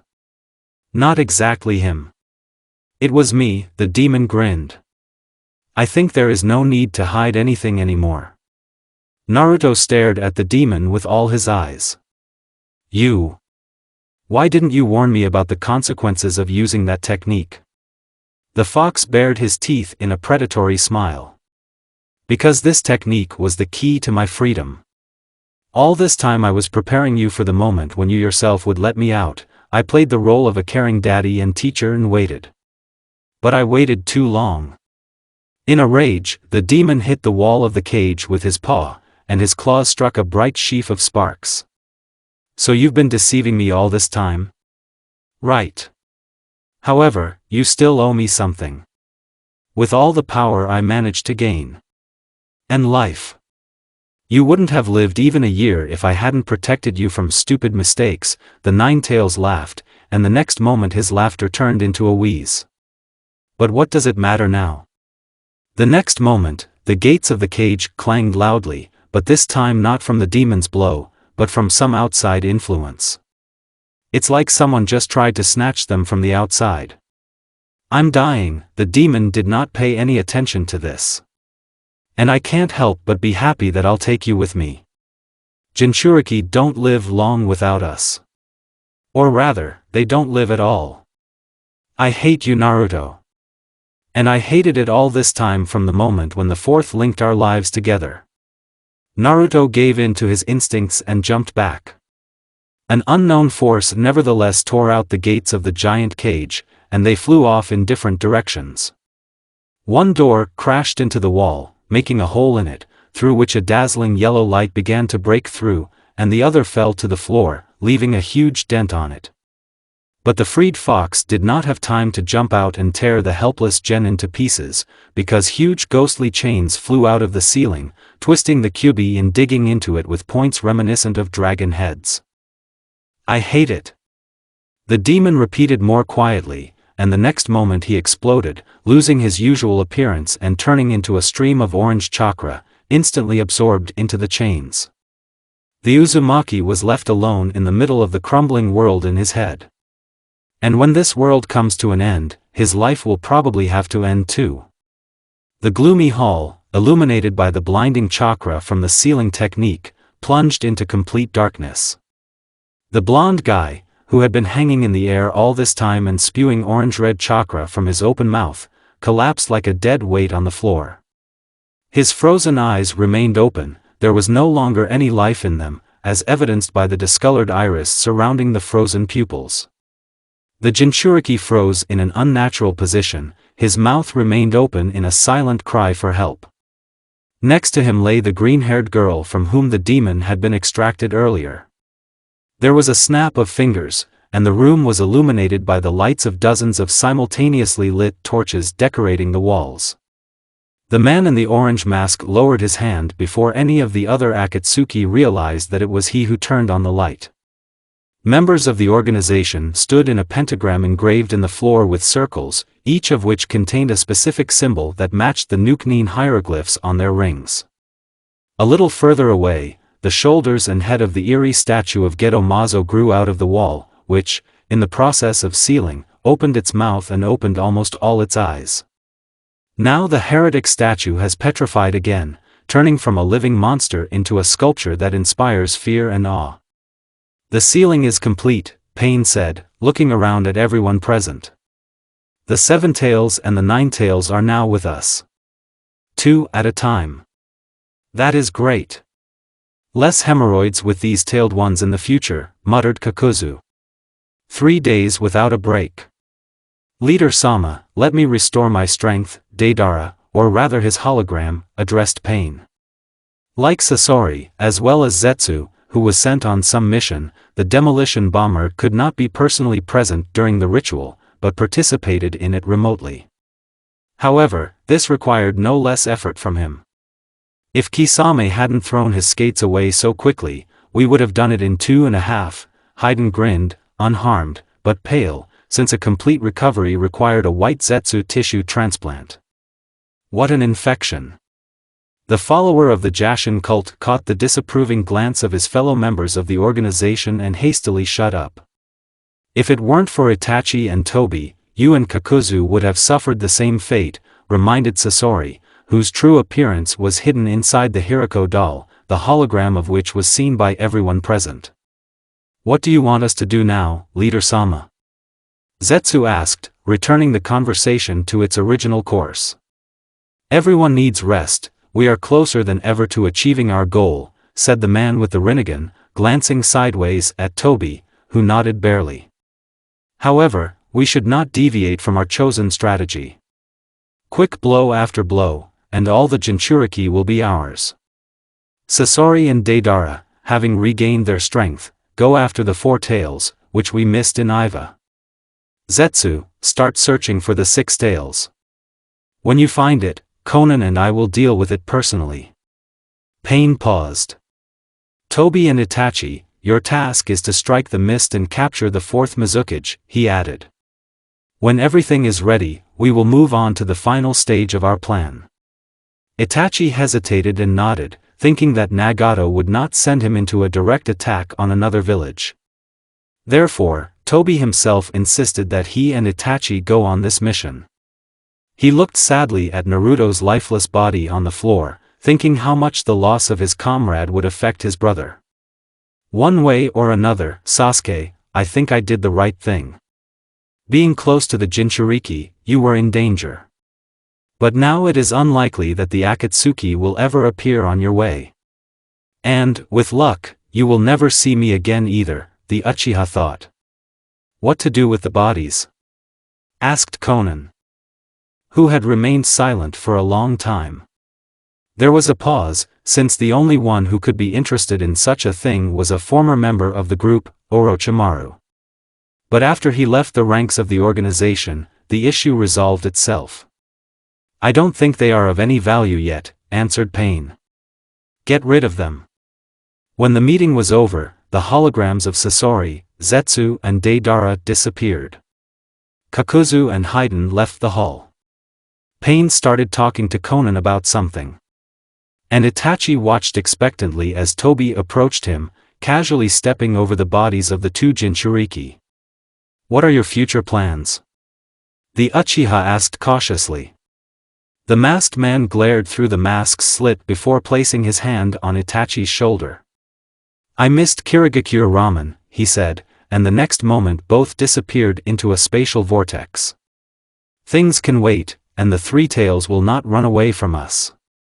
He was pleased, Pain said when he and Conan were alone, looking at the place where the two Akatsuki had just stood. And you? Conan asked, looking into the unusual eyes of a red-haired man with piercings. I dread the day when all the Jinchuriki will be with us. And I still think that Madara has his own plans for them. You need rest, Nagato. I'll take care of these two, Conan sighed, straightening the collar of her cloak and, turning to the bodies, pointed her hands at them. Naruto and Fu found themselves in paper cocoons. What a shame, Danzo muttered. This boy showed great promise. The third exhaled a cloud of smoke, watching it, changing its shape, dissolve in the open window. His chair was turned with its back towards the visitor, who was glaring at Hiruzen's back with a gloomy gaze, as always. And now the end of the fourth dynasty has come, and with it the end of the Uzumaki clan, Shimura added, narrowing his eye. If the boy had been in the root, this would never have happened. He would be under my supervision and protection. Maybe. Be so kind as to deprive me of other reminders of my mistakes, said the third in an unusually firm tone. And I will accept that you were right. The right corner of Danzo's lips rose upward for a moment in a satisfied smile, but before Hiruzen turned, Shimura returned to his former stony expression characteristic of him. What will happen to the teams of Kakashi and your son? The old man asked a new question. The Hokage shook his head. Asuma decided to leave his post and return to serve in the revived Order of the 12 Ninja Protectors. And I will not influence his decision. The teams will have to merge together. Mikoto will become Ino's replacement. And Kakashi will replace my son as team captain, he said. Replacement. I don't like this word. Are we talking about only one replacement? Shimura clarified, hiding his genuine surprise. Shikamaru came to his senses and informed me personally about his decision to continue his shinobi career, answered Sarutobi. Danzo chuckled to himself. Stupid, but commendable. However, Nara would not have made such a decision if he were not sure of it. And if a genin from a clan of geniuses was sure of something, it gave hope that his destiny was something more than being a cripple. Is that so? What about Uchiha Sasuke? The third Hokage hesitated to answer. Actually, he expressed a desire to leave team number 7 and join the route. Actually, that's why I asked you to come. Light illuminated the hospital room through the open window. A fresh breeze blew in, bringing the wonderful aroma of cherry blossoms. The guy looked thoughtfully at the clouds slowly floating in the blue sky. Some reminded him of animals, some were like fruits. One cloud with a long tail looked exactly like a pineapple, in fact, like Shikamaru's hairstyle. Half of the genin's face was hidden under bandages. However, after the best Konoha doctors worked on his face, the young shinobi was assured that he would not be afraid to look in the mirror. Although that unfortunate explosion will still leave some reminders of itself. Shikamaru never thought much about his beauty. She wasn't that important to him. And even now, what was happening to his face worried Nero much less than the severed limb, which he still felt with some part of his soul, but which had turned into a bandaged stump that was painful to move. And which was even more painful to watch. It could have been worse, Shikamaru muttered to himself as the pain became so intense that it became difficult to maintain his composure. He remembered Naruto being engulfed in bubbling red-orange chakra and transforming into a beast. And he remembered Ino, choking on her own blood. Who knew that the feelings that Shikamaru had for his teammate would make themselves known so late? Or did he simply not be able to distinguish the broken bonds of friendship from the mercilessly cut threads of love that were used to make the necessary ties? I wonder if he died as a beast, or if there was still something human left in him in his final moments. The genin thought. In principle, the answer to this question was not so important. And it didn't matter who Naruto was. Shikamaru could say with certainty that, first and foremost, Uzumaki was his best friend. And everything else is no longer so important. Can I come to you? Someone entered the room, obviously forgetting to knock. Can I somehow interfere with you? Shikamaru asked ironically, smiling at his friends who came in and showing the belts that chained him to the bed and which the caring doctor apparently forgot to take off. Not the best joke, muttered Choji, who was so saddened by Shikamaru's appearance that he had to sit down in a chair and put the bag of chips aside. How do you feel? You just need time, said Mikoto, who entered after Akimichi. She walked to the window and pulled the curtains further aside to let even more light fill the room. The light they needed so much now. The Uchiha didn't look good. The eyes turned red. Apparently, all she did for the last day was cry. But now, it seems, Mikoto has gathered all her will into a fist in order to somehow inspire others. I have no doubt, Nara answered, smiling sadly. I'll still beat you all in the Chunin exam. Either you convince yourself of this, or the explosion damaged your brilliant convolutions, said a gloomy Sasuke, who stopped at the entrance and leaned his back against the wall. He didn't go any further, as if something was stopping the genin. I'm glad you came, Sasuke, Shikamaru responded. Is Asuma-sensei here too? Alas, none of us have seen him since our return to Konoha, Mikoto shook her head, looking out the window. Apparently, she was afraid to look at her comrades, because she felt that emotions could take possession of her again at any time. It's a pity, muttered Nara. I would at least say thank you to him. It must have been difficult to drag me in your arms all the way to Konoha. I don't think he'll come, Sasuke said just as coldly. Asuma leaves Konoha and returns to the service of the daimyo of the Land of Fire. What? Shikamaru and Choji blurted out at the same time. The third one told me about it. I think it would be a betrayal to hide the truth from you, the Uchiha responded. When did you communicate with the third? Mikoto became wary and finally turned to Sasuke. As far as I remember, Kakashi and Asuma reported everything themselves. Two pairs of dark eyes met. I'm leaving team number 7, Sasuke announced, making no attempt to soften the news. And I enlist in a special unit of ANBU. How? Mikoto's legs trembled. You can't do this. It's a pity that everything turned out this way, but with you and Kakashi, I'm not strong enough. Not strong enough to kill my brother. Naruto was also weak, for which he paid with his life, the Uchiha grinned. Congratulations.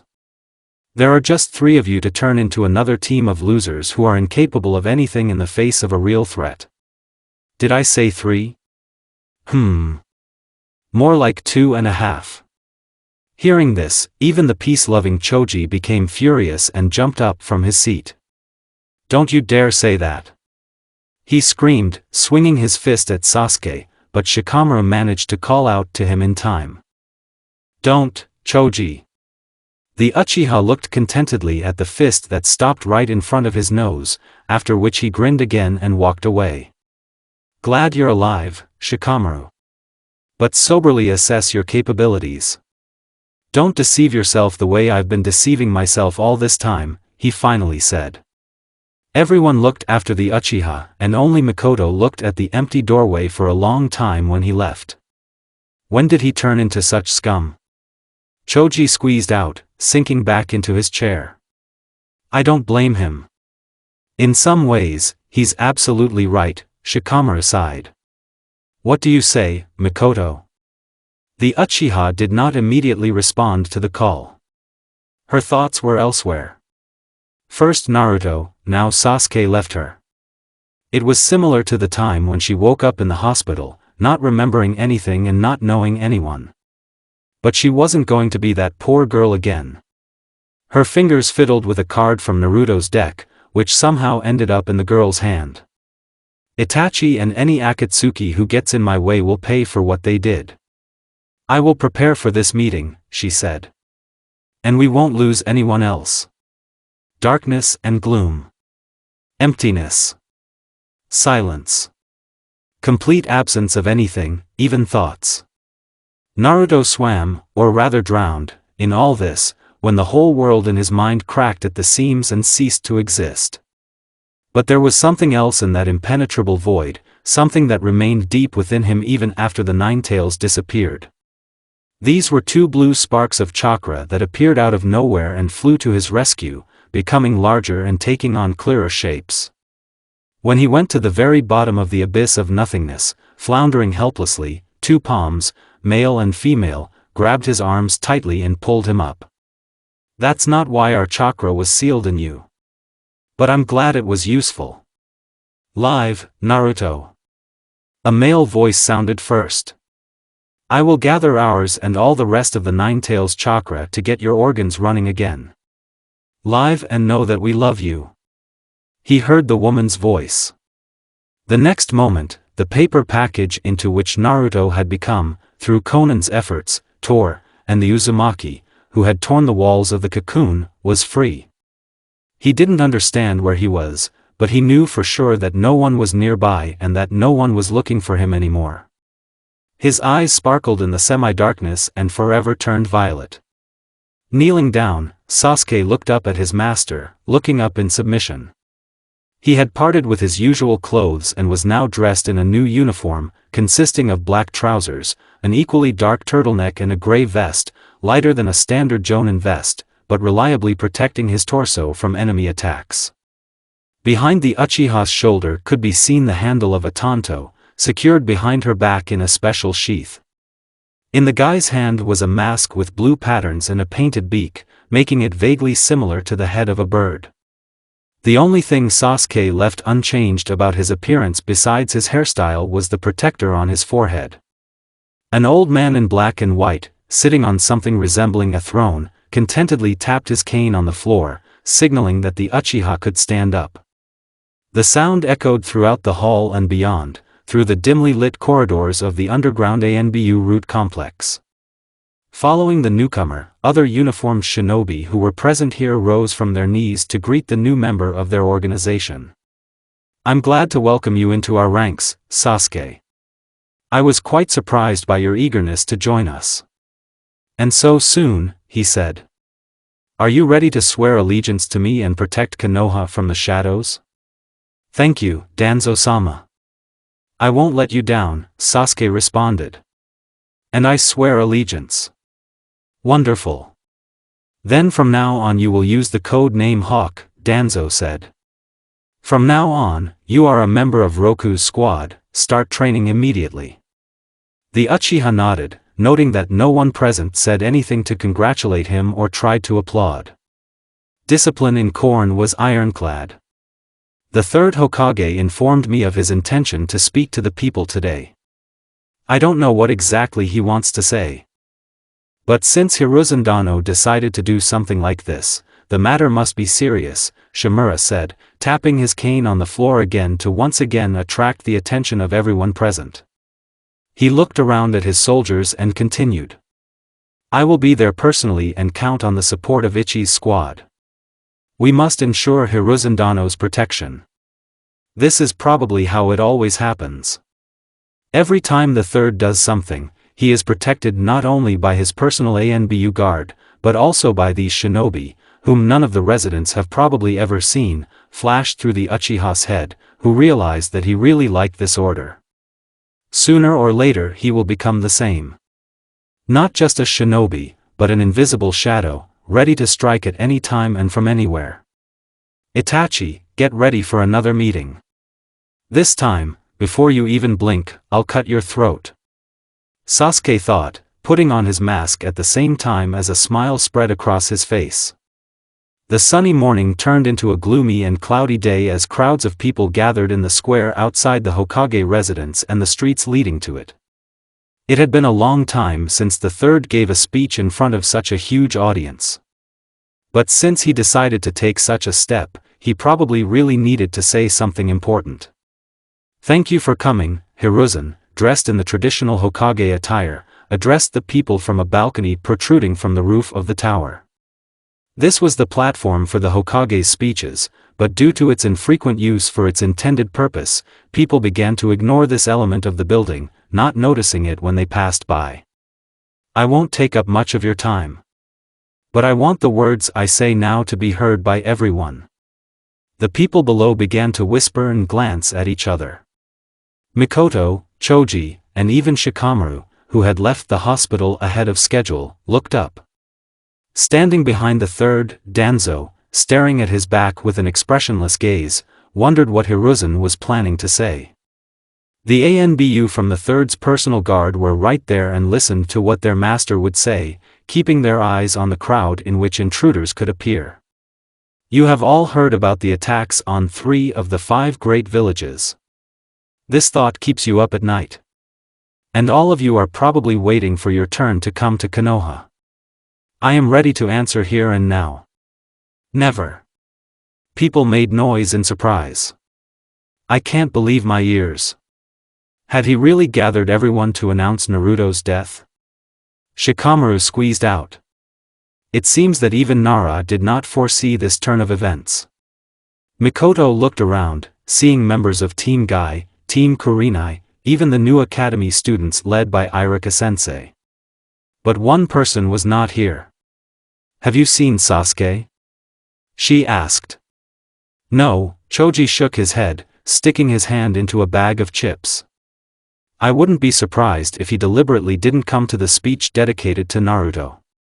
Now he doesn't care about anyone. Shikamaru looked reproachfully at Akimichi, but said nothing.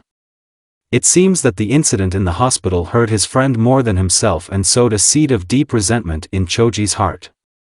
I recently attended the 5 Kage Summit, where I discussed the attacks with the heads of other villages. Akatsuki, the criminal organization responsible for these attacks, was hunting the Jinchuriki. And she got what she wanted. And Konoha doesn't interest her anymore. And she got it. Uzumaki Naruto, the third continued. What are Jinchuriki, Irika-sensei? Mikoto noticed how one of the kids was pulling Yumano's sleeve to ask a question. Are you saying Naruto was a Jinchuriki? Kiba was surprised. Is the demon gone? He was killed. Finally killed? The third could not tap his cane and restore the iron silence that always reigned during Danzo's performances in the route. So he had to wait until the shouts and noise died down. You all know Uzumaki Naruto. But not all of you know that he was the one who had the 9-tailed fox sealed inside of him. And this is not a curse, but a worthy burden that Naruto endured for so many years, saving us from the demon. He died as a hero, and today, I think, the moment has come when everyone should learn the truth about him. Danzo's hand tightened on the handle of his cane. What are you doing, Hiruzen? There was nothing demonic about Uzumaki Naruto. He had a kind and pure soul. He was the son of Uzumaki Kushina and the 4th Hokage. And fate decreed that it was he who had to become the vessel for the 9 tails, said Sarutobi. Anything demonic? Remember how he shredded a man in the park. It serves him right. Son of the 4th? What nonsense. Has the old man completely said goodbye to the roof? What is he talking about? Danzo stepped forward until he was right behind Sarutobi and leaned down to whisper in his ear. That's enough, Hiruzen. You said everything you had to. It's time to finish. Sarutobi nodded slightly and turned his gaze to the crowd, in which people exchanged opinions without embarrassment. Naruto is no more. Konoha is now safe. That's all I wanted to say, Hiruzen finished. And he added to himself, thank you for this, Naruto. And forgive me for everything. That day, dark clouds gathered over Konoha. The sky shone with lightning bolts, and endless rain, like an endless line of shurikens, irrigated the tormented earth. All the shinobi hid in their homes, secluded with their families and dissolved in the comfort of home, and only Mikoto, lonely, like the sun hidden behind armies of black clouds, did not find peace. Her mind was filled with restless thoughts. Sitting on the windowsill, she looked out the window, watching the flashes sparkle in the sky and listening to the rumble of thunder. Today, the third gave a speech with which he decided to honor the memory of Naruto, the hero who saved Konoha from the Nine Tails all this time, and announced the truth of the origin of the son of the fourth Hokage. The people may have been shocked by the news about the noble origin of the deceased genin, but no one grieved over the death of the Jinchuriki. Many residents could hardly contain their joyful smiles, since Konoha was now free of the nine-tailed fox and was not in danger. The Uchiha, whose Sharingan allowed her to see the truth, was bitter and disgusted by what she understood. The one she loved and who was no longer around was hated by everyone. And no one cared where he came from. It still wouldn't change the village's attitude towards Naruto Uzumaki. The girl was wearing a snow-white home robe with the symbol of the Uchiha clan on the back. In her hand was a card with a torn edge, a black joker, one of those cards that Naruto never managed to seal any technique into. Tired of looking out the window, she periodically turned her gaze to the black image of the jester who was smiling at her from the map. Suddenly, a shadow that flashed through the twilight of the night streets made Mikoto shudder. She leaned against the glass to see a figure in a black, soaking wet raincoat rush down the street. In the reflections of lightning, the Uchiha saw how the man stopped for a moment before finally dissolving into the rain and darkness, and it seemed to her that a red light sparkled from under the hood that turned towards her. Then the stranger continued on his way, disappearing as quickly as he had appeared. Mikoto didn't know who he was or where he was from, but judging by the direction in which the wanderer was moving, he was heading towards the Hokage residence. It's definitely not Sasuke. But what was that? Sharingan? It can't be Itachi. Flashed through the mind of the Uchiha, who jumped off the windowsill and, throwing off her robe and remaining completely naked, rushed to the closet with clothes. Her graceful figure, not yet at the height of her splendor, did not long delight the empty room. Dressed in short shorts and a black t-shirt and grabbing a pouch with shinobi accessories, the young Uchiha, without ceremony at the door, left the house through the window, after which, hastily fastening the belt of the bag on her belt, she rushed after the stranger. Even if I'm wrong, it's better to warn the third about what I saw. It took her several minutes to splash through puddles and reach the tower-like building. However, the mysterious stranger, whose origins and good intentions the Uchiha doubted, did it even faster. Who else but he could leave the bleeding corpses of masked shinobi standing in his way? What's happening? The girl whispered, looking up at the window of the Hokage's office, in which the light suddenly went out and a bang was heard, as if a lamp had suddenly burst. The next moment, the bright light of a real flame illuminated the room, as if someone inside was using a powerful fire technique. The third one is in trouble.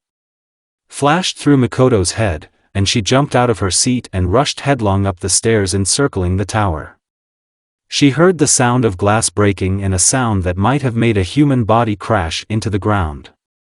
But, without slowing down and cherishing the hope that the body did not belong to the Hokage, but to a stranger who had encroached on his life, Mikoto burst inside and rushed like lightning along the corridor, strewn with the bodies of several more ninjas from ANBU 3. The detail that caught her eye was the many scalpels with which one ninja was crucified on the wall, along which blood flowed down in streams. Mikoto swallowed, armed herself with a kunai as she went, and, without fear, flew into the office of the head of the village, of which little was left. She coughed from the smoke and winced from the bright flames that engulfed the floor, walls, ceiling, bookshelves and overturned table. But the next moment she was able to see a man standing half-turned towards her against the background of a broken window. Under the hood one could see a pale face, disfigured by terrible scars, the age of which could not be identified. Around the right eye, the metal staples that held the flesh together gleamed in the firelight. Red eyes, on the iris of which there was a pattern in the form of a ball and 3 curved lines coming out of it, stopped at the uninvited guest. The man in the cloak moved barely noticeably, and his cloak moved along with him, allowing Mikoto to assess the killer's physique and notice the absence of one arm. Without thinking, she threw a kunai, aiming straight at the enemy's head. The next moment, the Sharingan also lit up in her eyes. The shinobi reacted quickly, even for a Sharingan owner. One of the scalpels sticking out of the flaming wall suddenly flew out of there, as if something had pulled it and, hitting a flying blade, knocked it aside. But at the same time, Mikoto did not notice any hand movement or chakra threads that would allow the intruder to do such a thing. "Who are you?" she said. "I'm more interested in who you are," she heard a voice piercing to the very bones. "And then, will your eyes suit me?" A moment later, the girl instinctively pulled back, because this time all the scalpels sticking out of the walls, furniture and books blazing with tongues of fire on the floor whistled towards her. She ran out the door, slamming it behind her, and many blades stabbed into the wood. Once in the corridor, Mikoto immediately made the seals, after which she touched the wall with her hand. The next moment the door flew open. Lightning release, electric waltz. Many lightning bolts, passing straight along the wall, crashed into the man in the cloak just at the moment when he fully appeared in the opening. He was shaken so much that the hood fell off the killer's head, and he himself was pretty good against the door frame. However, the unknown man recovered surprisingly quickly and, straightening up to his full height, stepped into the light of the lamp, flickering from power surges, illuminating the corridor. "I think he won't be angry if I take liberties. I completed the mission. And I must evolve." Mikoto was able to see the bald head of a deathly pale man and was horrified, because human eyes, Sharingans capable of moving, were implanted into it. The man moved his hand and a huge three-bladed kunai appeared from his sleeve. On the back of her hand, peeking out at that moment from under the black fabric, the girl saw another eye, the pupil of which expanded as soon as she came into his field of vision. "Who are you?" She screamed in fear, realizing that now the shinobi would finish her off, and, as in the previous case, an opponent of this level was too tough for her. "I am the future of the Uchiha clan," he muttered, about to step forward again. However, he could not lift his leg off the floor, because something was holding it. Looking down, Mikoto saw a hand sticking out of the floor, the fingers of which were tightly closed on the shin of the mysterious mutant. The next moment, the floor cracked, and her savior appeared from under it, plunging a kunai straight into the enemy's stomach and sending him on a long flight to the opposite end of the corridor. "Kakashi-sensei?" The Uchiha exhaled, recognizing the teacher in the shinobi. "Aren't you injured?" Apparently, his blades are poisoned. Kakashi looked back to make sure that everything was okay with the student, and turned back to the enemy who had risen to his feet. "One more Sharingan will make me even more perfect." He straightened up and unceremoniously tore the kunai from his stomach, throwing it on the floor. However, the sudden appearance of help in the form of Anbu Root Shinobi led by Danzo forced him to stop. Mikoto turned around, looking at the old man who suddenly appeared behind her with a whole squad of shinobi in black uniforms and masks. He leaned on a cane and looked at the uninvited guest with anger, but without any surprise. At least, these were the emotions Mikoto was able to recognize with her eyes on Shimura's stony face. "You won't even lay a finger on them," the third's advisor muttered. "Take him." The stranger grinned. "Not this time." The next moment he found himself in a round barrier, which at the same moment slammed shut, drawing in part of the ceiling, walls and floor. The killer disappeared inside him in the blink of an eye. "Gone away," whispered Kakashi, shuddered by such a sudden disappearance. He turned to Mikoto and walked up to her, placing his hand on her shoulder and looking into her eyes. "Are you okay?" She nodded quickly. "Comb the area. Maybe he's still around somewhere. Don't wake people up or cause panic." Danzo ordered, and with a movement of his hand he made his retinue disappear. Then he turned to Hataka. "It's good that you were here before us, otherwise the girl would have suffered a sad fate. How about the third?" Kakashi raised his slightly lowered mask, hiding his Sharingan under it. Is Hiruzen-sama dead? Alas, yes. We're too late, Hiruzen can't be helped, came the answer. But we still have to find out who this man is and what he really needed. Mikoto thought that the old man's voice sounded somehow strange. As if he knew something about the attacker. It seemed to me that he needed my eyes. He said something about evolution, she said. Danzo gave her a cold look and nodded. Interesting. I must say, you are very brave to fight such an enemy alone. Would you like to follow Sasuke and join the ranks of Root? Your abilities can be put to better use. Kakashi's face was hidden behind a mask. But one eye showed that he was hurt by these words. The girl made her choice, Danzo-sama. She remains on my team. And the attacker, apparently, belongs to the Uchiha clan, Hatake interrupted him sharply.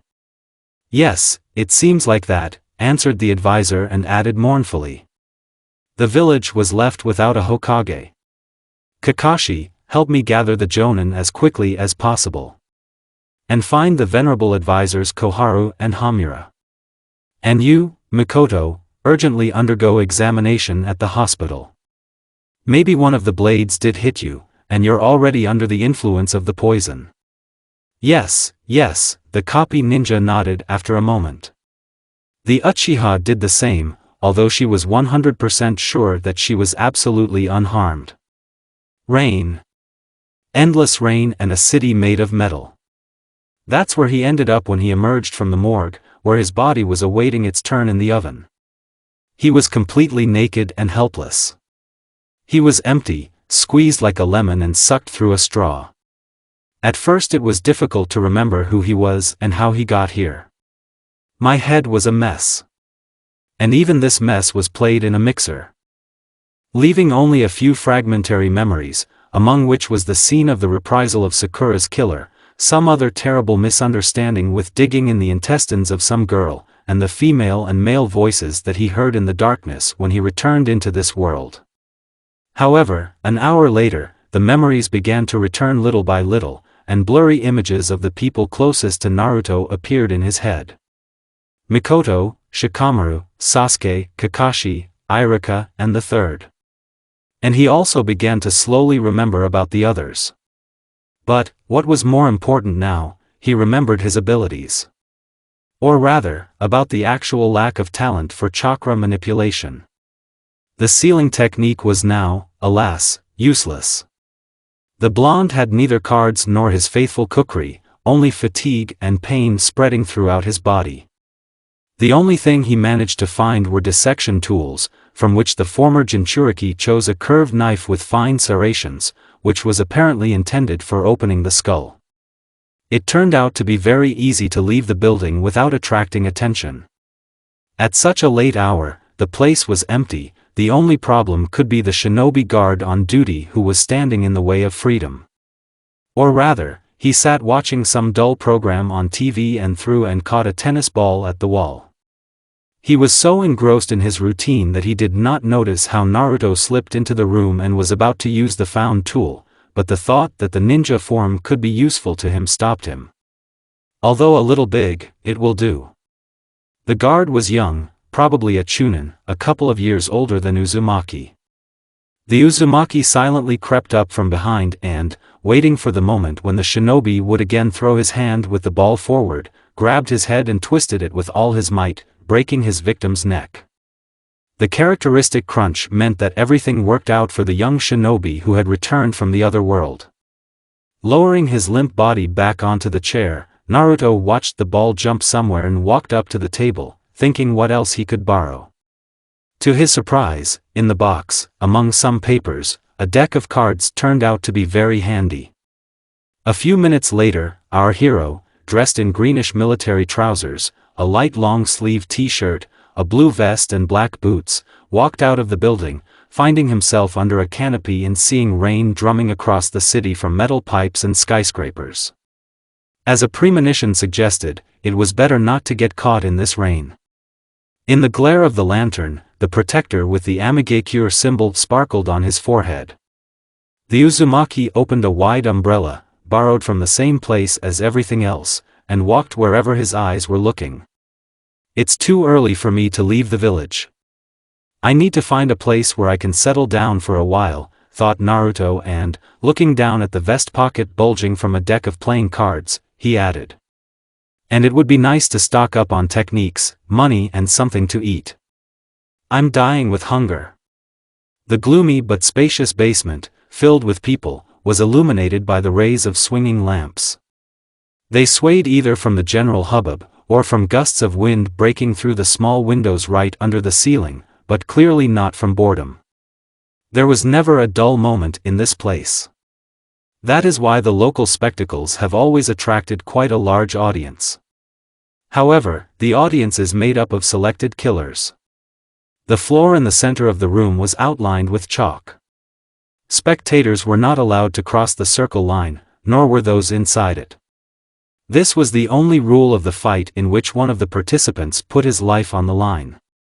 Not often, with a knife at your throat, the victorious enemy was ready to spare you. The winner most often relied on the will of the audience, listening to their cries, and the audience in this place was merciless.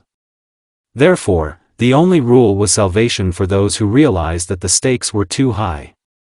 The members of the club, the best killers, as mentioned above, were for the most part mercenaries who were not in regular service in the Amigakure army. Someone was dismissed from the detachment and stripped of their rank. Some were unable to enroll in training and were self-taught ninjas.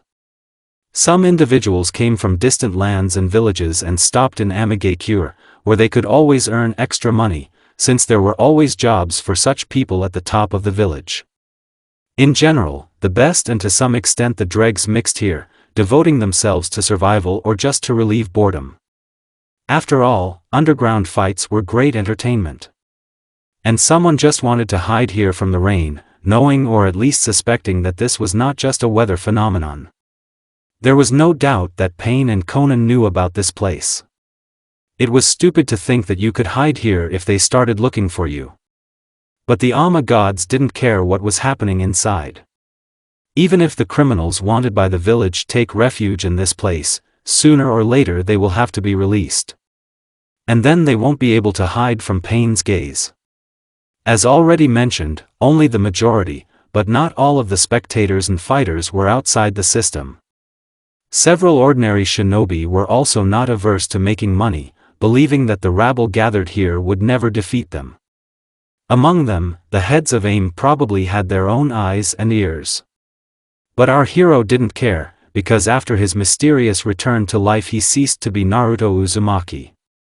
He changed his appearance so as not to stand out from the locals, and the AIM shinobi uniform with the slightest modifications in the form of colored bandages on the shoulders, some inscriptions and drawings was something taken for granted here. So the Joker's clothes, which appeared to him immediately after his resurrection and escape, were now just right for him, although they had suffered from time and the battles he had experienced. The chakra that fed his body became different, since Pain did not even move to grab the rebel Jinchuriki. However, our hero was in no hurry to get into the rain again. He was almost always under the roof, knowing that every extra minute under the all-seeing drops could suddenly remind Pain of his existence. Who knows how this technique works besides reading the chakra of everyone the water touches? There were a lot of people wanting to fight in the club today. And in anticipation of the new battle, the audience became so noisy that even Naruto, who was accustomed to the roar of the crowd, had to wince. However, thanks to the mask hiding his face with a black smile emblazoned on it from edge to edge, no one noticed this. In addition, now the public's attention was focused on the two shinobi standing opposite each other. The Joker also froze in his place at a distance from the stage, peering over the shoulders of the audience at what was happening in the arena. The moment when everything begins. You come and either under your own name or under an invented nickname you begin to climb to your fame.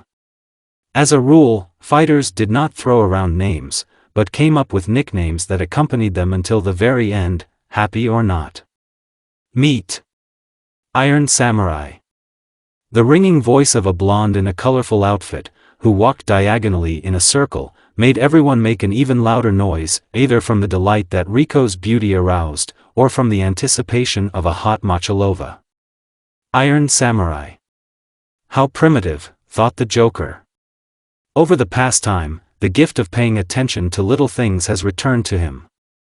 Just as in childhood he sat on the half-bridge and admired a leaf floating in the center of the lake, so now he tried to notice names. After all, each name had its own meaning. After all, he chose his own for a reason. And Jin. When Riko left the circle, two people stood opposite each other. One, as expected, lived up to its name with metal plates sewn into its military vest and trousers. He was armed with typical samurai weapons. He was a pale man with a green mohawk and a scar crossing the right corner of his lips. Not an athlete, of course, but seemingly big. Not like his opponent, rather skinny for a man, dressed in black pants and a sweatshirt with a hood pulled up. The mysterious stranger was either very shy, or did not want to turn to face Naruto. Therefore, he could not see anything else. The Iron Samurai reached over his shoulder to the hilt of a long katana resting in a scaly sheath. Grabbing the sword, the ninja rushed forward, preparing to end this fight in the blink of an eye, but the enemy in black was also not asleep, fishing a dagger from his sleeve and taking a blow from the katana on a short, slightly curved blade. The shower of sparks emitted by the weapon and the clang of metal made the spectators flinch at once. The mohawked warrior tensed and chakra flowed down the blade of his sword, causing the metal to glow blue. The next moment, the katana easily cut the enemy's dagger, but Jin managed to slip out from under the blow at the last moment, rolling on the floor and ending up on the side of the enemy. The next moment the fighter jumped up and demonstrated the spinner technique in perfect execution. Due to his foot slamming into his jaw, the Iron Samurai had to drop his katana and catch his teeth. And the enemy stood in front of him with a triumphant look, without attacking and waiting for the enemy's next move to the triumphant hooting of the crowd. Knit, the samurai swore, this time armed with two tantos, the sheaths of which were behind his shoulders. This time he did not launch a frontal attack, but stood in a fighting position to wait for the enemy to come to him and meet him with a counterattack. Jin did not refuse such an invitation and easily moved forward, moving with amazing grace. The laughter of blades. The enemy did something that no one expected. Instead of meeting the enemy in close combat, he threw both blades forward, and the next moment they spun in the form of a disc with the sharp blades outward.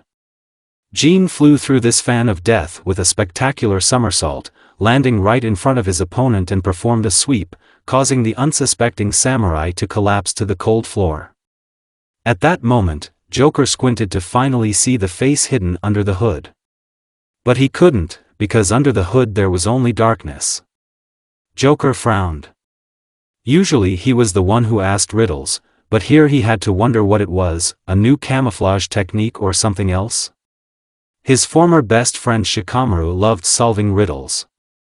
Who would like a man in a hood? Shikamaru. A friend who may or may not be alive. Naruto did not remember this, because of the Nine Tails, the events of the last battle before his return to life were in a fog. The two blades, aimed straight at the spectators, hit the barrier erected by the local administration along the circle line and fell, just like their owner. The hooded man raised his hand, in which a knife without a handle appeared, which flew out at the right time from the second sleeve and was about to finish off the victim, listening to the cries coming from everywhere, "Kill! Kill! Kill!" However, a new surprise made the audience gasp. The samurai put his palm out in front of him, placing it directly in the path of the blade, and in the next moment his skin turned to steel. The blade only scratched the enemy's palm, and tenacious fingers grabbed Jin's throat, hidden in the darkness. Pushing off the floor with his other hand, the samurai stood up and, enjoying the shouts of the crowd, threw the hooded man straight into the audience, knowing that neither equipment nor weapons, but only a living person would overcome the barrier. Feeling the delight of a quick victory and the realization of his own mercy towards the enemy, who would now fly out of the circle and lose, the samurai victoriously threw his hands up. But at the last moment Jean managed to grab the floor with his hand and, slowing down his flight, stopped right in front of the barrier. "You're a stubborn," remarked the Iron Samurai, realizing that it would be impossible to spare the enemy, and he could only win by killing him. Turning to Jean, who had risen to his feet, the man with the mohawk was completely covered in steel, and one of his hands had turned into a sharp stake. "Come and get me." "Forbidden technique, shackles of terror," said a voice from under the hood. After which a hand in a black glove fell to the floor, sending a chain of black symbols towards the victim. Having surrounded the enemy in the form of a circle, they sparkled, and the steel fighter, staring at his feet, screamed. The metal cover gradually began to disappear. And if the samurai had decided to grab his head a little later, everything would have been different. But the warrior's hand, which had turned into a weapon, plunged into his head, and he fell to the floor, staining it with a red stain spreading in all directions. Jean rose to silence, since none of the observers expected such an outcome. And then the hall was filled with triumphant shouts. "Forbidden techniques? I haven't seen this here for a long time. It would be very useful," but Joker regretfully put the card into his pocket, into which he never managed to seal the technique he liked. In this place, he was used to replenishing his arsenal of jutsu, although the fighters had not used anything special lately. Jean disappeared into the crowd, and Naruto gave a bored look to the two thugs who were removing the loser's body from the arena. After such a performance, he had no doubt that other fights would surprise him in some way. And his stomach growled treacherously. Fortunately, in such noise only he heard it. "It's time to refresh yourself, right?" the Joker asked himself and answered himself. "Of course, Joker, you're right." It was quite difficult for our hero to get out of the habit of communicating with Kurama, and besides, he rarely chatted with anyone at all while in Ama. Therefore, Naruto made a habit of talking to himself from time to time. He left the spectators who had gathered closer to the circle to look at the new gladiators, and headed towards the stairs leading to where the same noise and din reigned. It was a bar where Naruto noticed a good place in the corner where no one would pay attention to him. Slamming the banknote he had literally earned through sweat and blood onto the bar counter, Uzumaki ordered a portion of ramen and a cocktail. And a few moments later, he was already sitting in an abandoned part of the bar, taking off his mask and enjoying a delicious dish, which, however, could not be compared to Ichiraku's ramen.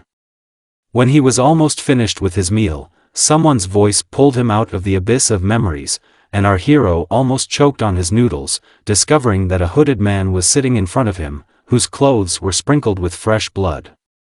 It seemed to me that the Joker was a lover of something more complex than ramen. That's how it happens. If you get to know a person better, you will be disappointed in him. The voice was female. And if then, in the noise of the crowd, Naruto could not say for sure that he was female when Jean said the name of the technique, now this obvious discovery struck him on the spot. Jean took off his hood, the darkness that had thickened beneath him dissipated, and Uzumaki saw a girl about his age with a mocking expression on her face. His violet eyes met the dark green eyes of the stranger, in which cheerful sparkles danced. The upturned nose, thin and questioningly raised eyebrows and the dazzling smile did not go well with the blood stains on the delicate skin. The stranger had gray or even white hair, tied in a ponytail. "I'm just saving money," came the Joker's answer. "She herself was a mystery to me, and now I'm also a little disappointed." The girl frowned, offended by such a statement. "What did you want? Show trick?" Uzumaki asked, realizing that the presence of his interlocutor was preventing him from quietly finishing his ramen. "I've been watching you for a long time," Jean muttered. "I found you interesting. Maybe I just miss human interaction." Her word surprised Naruto. If he had seen a fighter in a hood earlier, not even in the ring, he would probably have remembered him. Has she really dropped out of his sight in the same way as some time ago she hid her true identity under the cover of darkness? Do you think you're seeing me for the first time? The white-haired girl grinned, mockery again playing in her gaze. Not surprising. My genjutsu can do a lot. Make everyone believe that I'm a guy, hide from sight and watch from the shadows, disappear from memory. And aren't you bored, so exceptional, among these scum? Naruto muttered, realizing that every unexpected news that overtook him gave Jean pleasure. To tell you the truth, I found you interesting too. I think you might even find a place in my deck. Jean nodded. Not lower than an ace, baby, otherwise I'll be upset, she said. Well, since we are both interested in each other, do you mind continuing our conversation? Joker felt a treacherous growl in his stomach. Looks like one serving of ramen wasn't enough. Is this your answer? Okay. And if you stop making fun of me, I'll treat you, he agreed and, getting up, headed to the bar to place an order. A few minutes later, the two of them sat together, devouring hot portions of ramen on both cheeks. Pretty good, the girl admitted. I didn't think that such cheap rubbish could be so tasty. You yourself are cheap rubbish, thought the Joker.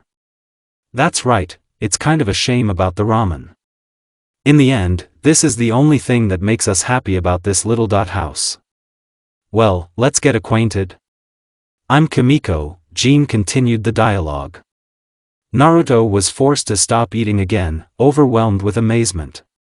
He didn't know how long the girl had been so diligently hiding information about herself, but now she was revealing everything at once, along with her trump cards. And I'm the Joker, he responded.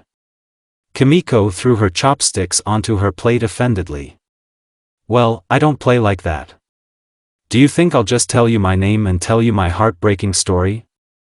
Don't be so stupid, Naruto said indignantly. She folded her arms across her chest and stared at Naruto, thoughtfully processing every detail of his appearance. You're not local, otherwise you wouldn't be so stubborn and would just say your name. This isn't your uniform, is it? She said, tapping her finger on the protector with the Amigakure symbol, placed on the table while eating. You don't look like a local either. I would be a Jonin or an ANBU with my own talents, Naruto responded, finishing with the second plate and taking a sip of the cocktail through a straw. Yes, she agreed. You could say I'm stuck. However, this is not so important. It's important to me what you're doing here. The Joker chuckled.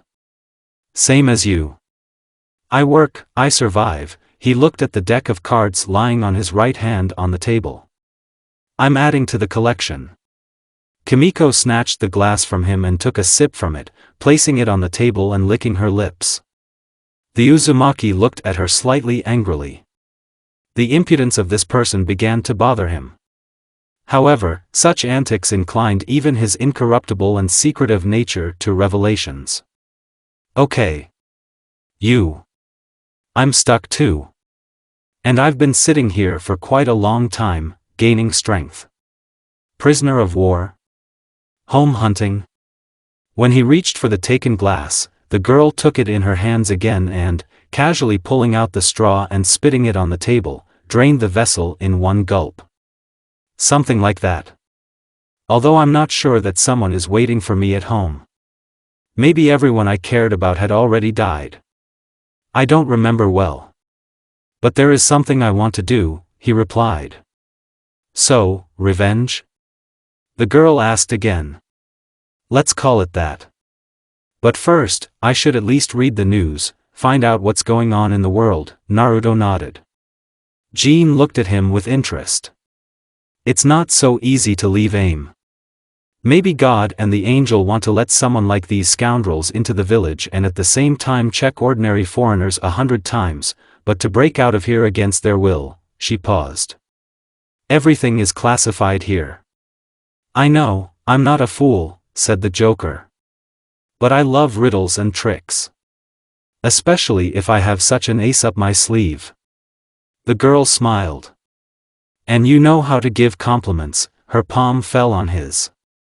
Don't think ahead, I haven't said yes yet. The blonde nodded. He knew that they were in no hurry to escape, and in any case it was worth taking the time to draw up a plan. You have forever to think, he grinned. Maybe one night will be enough for me? It was a wonderful day in Konoha. The sun occasionally showered the village with warm, bright rays, breaking through the armies of clouds moving across the sky strictly from north to south. They, carried by the wind, sometimes overtook each other. But as soon as it died down, they slowed down, stopping the fierce race. 3 ramen, please, said the dark-haired beauty, flashing a charming smile at the owner of the establishment. The old man nodded and disappeared, taking with him 3 clean bowls. The girl was wearing tight-fitting black pants and a dark purple blouse, emphasizing her figure, which the guys admired. Mikoto had flat shoes on her feet, which the girl wore more for reasons of comfort than beauty. And over her blouse she wore a green sleeveless jacket vest, which made it clear about her status in the shinobi hierarchy. The image of the warrior was complemented by a forehead protector. Mikoto's flowing black hair fell to her shoulder blades, and her lips were wearing lipstick of a not too provocative color. In her eyes, where no one had seen anything but sadness and sorrow for more than a year, cheerful sparkles shone. Her friends came to Ichiraku with the girl. A guy with waist-length hair, dressed in red pants and a raincoat with metallic accents, smiled, as always, in anticipation of a delicious lunch. Lately he has grown a little more and gained weight, and it seems that even the spiral patterns on his cheeks have become larger. Stomping to the counter, he plopped down on the seat and royally leaned back on the non-existent back. However, not so hard that he would fall, because Choji only seemed clumsy in appearance. The second guy, wearing a nondescript standard shinobi uniform with a pineapple-like haircut, was rather skinny and shorter. The absence of a left arm was striking, as was once again reminded by the sleeve tied at its current end. The burn that stayed with Shikamaru as another reminder of the worst day of his life spread across the right side of his face. He wasn't ugly, but Nara didn't really like it when someone's gaze stayed on his face for a long time. However, Shikamaru was not the kind of person who could hide his face under a mask. He came to terms with what happened, even though it affected his attitude and life in general.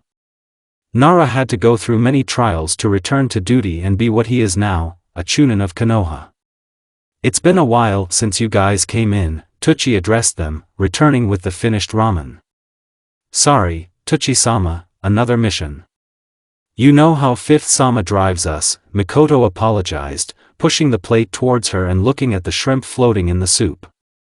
My new recipe. Help yourself. On the occasion of your return at the expense of the establishment, the old man smiled. This is what I understand. A real encouragement for work, Choji was inspired, grabbing his chopsticks with lightning speed. Otherwise, I'm sick of this rotten future. Shikamaru looked at him sideways and smiled. As the years go by, everything changes, but not Choji's appetite. Filthy future, Akimichi called the reality in which the world now found itself.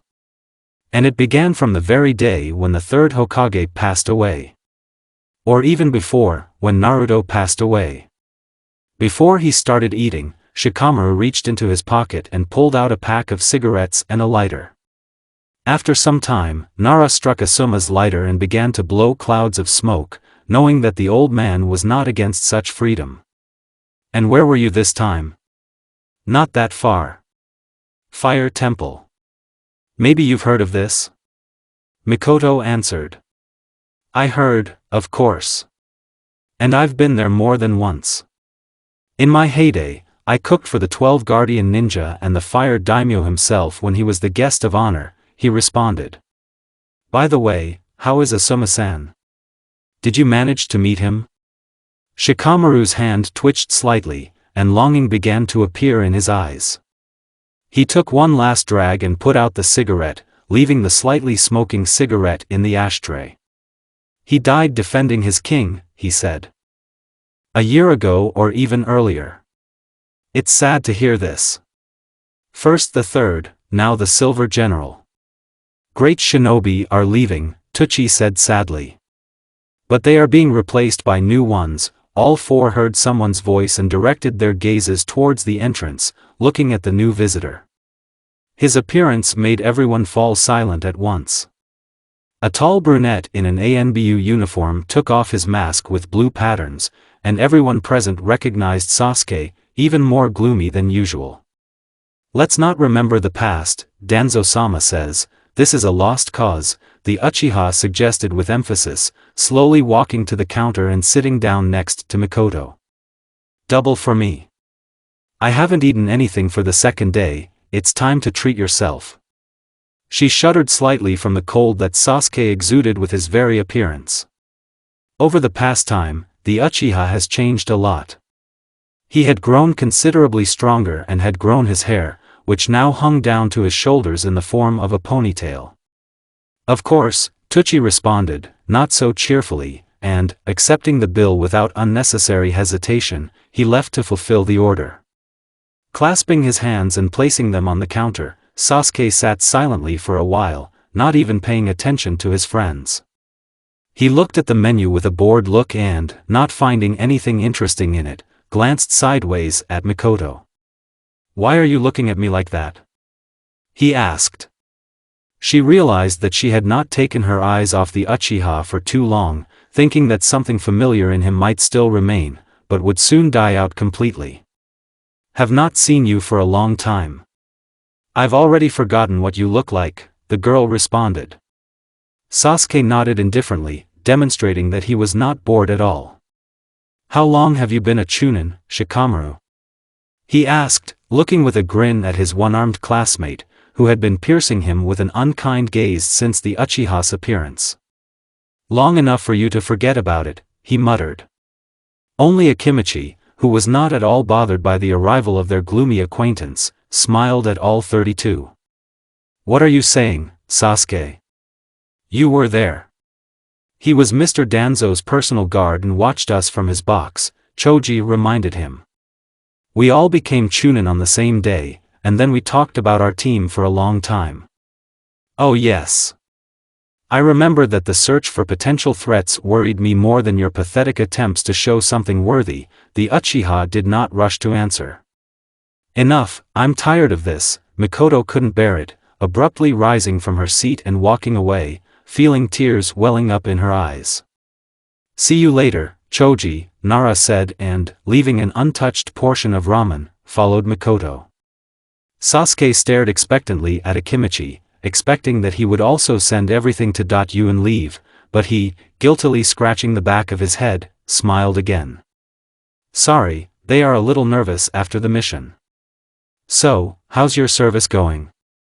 He tried to continue the conversation. "I can't share the details of my work with someone like you," the Uchiha upset him, adding finally.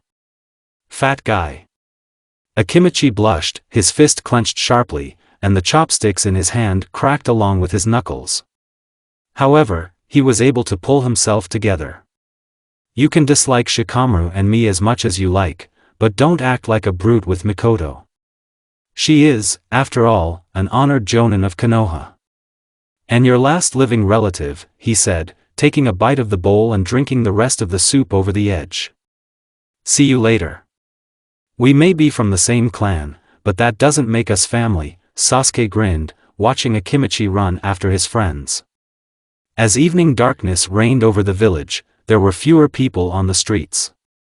Previously, during the third, at such a time life was still in full swing.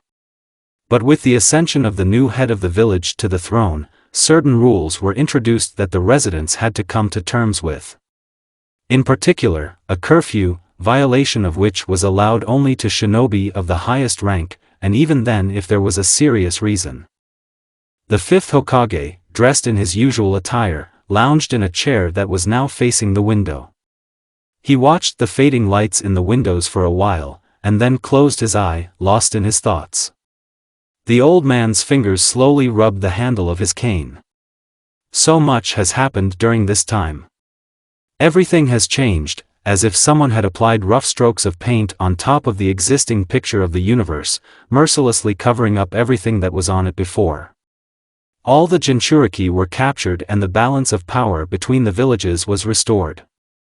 However, what kind of balance of power can we talk about when Kirigakure has been completely wiped off the face of the earth for several years? Iwagakure and Kumogakure are waging a senseless and destructive war from scratch, and Suna remains silent, closing the border to all other villages.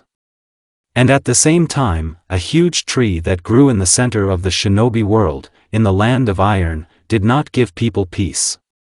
The tree, towering to the skies so that it could be seen for kilometers, was a huge source of chakra, which shinobi sensors sensed at an even greater distance. Apparently, it was for the sake of his appearance that the Akatsuki gathered the tailed ones. But was this their ultimate goal? And if not, then why did they stop at this stage and remain inactive? And are the rumors about the split of the organization true? The chair. It was too soft. And why did he pay attention to this only now? Over the past time, the new Hokage managed to change everything in this office and in the village that he did not like. Why did the last thing Sarutobi Hiruzen left elude him? 3 years have passed, Danzo-sama, Orochimaru hissed, appearing from the floor behind the Hokage. Will you fulfill your part of the contract? I have an order for you, he said coldly, ignoring the words of his advisor. Shin will have to eliminate another target. The Serpentine Nuke-nin cast an irritated glance at his master's back. What is it this time? Is it really the young grandson of the third? He asked, allowing himself to carelessly play on the fifth's thirst for the extermination of the descendants of Hiruzen Sarutobi. It was the snake Sannin that Danzo owed his current position. Shin, who first eliminated the old man who had stayed too long in his post, and then his son, who even outside the village, in Shimura's opinion, posed a threat, served Orochimaru as a faithful weapon. Shimura's fingers clenched the handle of his cane. Don't forget who you're talking to, he muttered. The target will be Uchiha Itachi. Orochimaru hesitated to answer, digesting the unexpected order. Once he himself tried to finish Itachi, but failed. And he won't go alone. Sasuke should go with him, Danzo added. And it is he who must finish off his brother. But, the advisor tried to object. Sasuke, the tidbit that Orochimaru had been so interested in the past as a test subject and potential new body? No, the scientist would never have agreed to this before. He would even probably resort to betrayal to get what he wants. But the second Uchiha, promised to the Sannin for his work, was of greater value than Itachi's young brother. Mikoto could not only become an ideal container for Orochimaru, but also serve as a research tool for Naruto's corrected technique for returning to youth.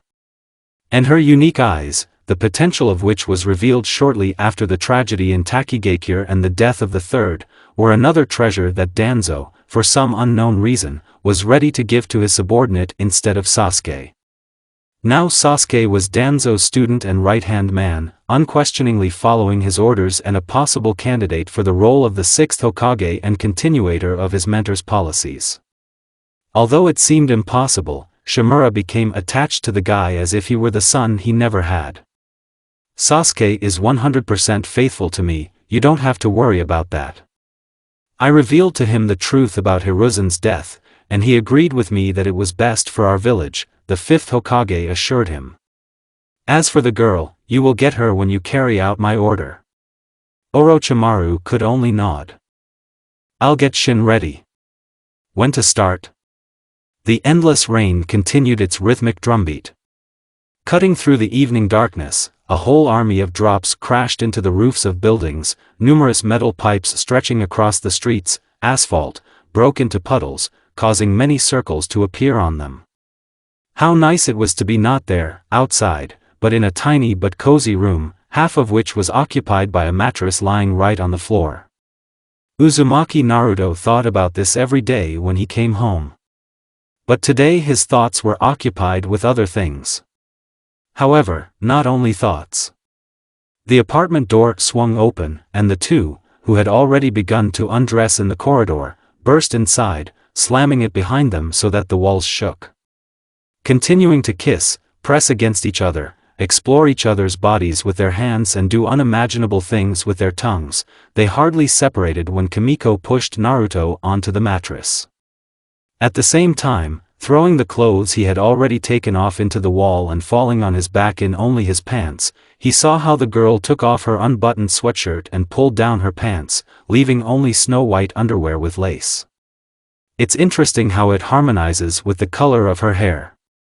She straightened up to her full height and shook her head so that her white hair tied in a ponytail fell over her shoulder, smiling slyly and letting him enjoy the sight of her body. Slender legs, not too wide hips, a flat tummy and a moderately full bust, tightly squeezed with white fabric. If he had not seen it with his own eyes, he would not have believed that she participates in battles for survival and emerges victorious from fights with brutal opponents like the Iron Samurai. However, the battle scars, not noticeable at first glance, of which there were at least 5 on the girl's body, violated the image that her pretty appearance created.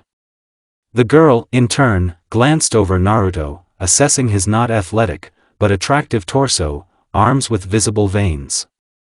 She also discovered several new details. For example, tattoos in the form of maps covering the blonde skin from wrists to forearms, several more impressive than hers, traces of battles, long ago and not so long ago, as well as a seal frozen on his stomach in the form of another dead tattooed pattern. Gorgeous. Take her. Own it. The Uzumaki succumbed to the thoughts raging in his mind and wanted to get up to take the girl into his arms and continue caresses, starting with a kiss on the neck, but she did not allow it and, resting her foot on his chest, pushed the blonde back with her foot, while licking herself predatorily. It seems that she had other plans for the game in the new arena, from which she also planned to emerge victorious. The girl's hand disappeared behind her back. With a click, Kimiko's bra fell to the floor, and a moment later the last piece of clothing followed suit. Breasts with dark nipples sticking out from excitement were revealed to the Joker's gaze.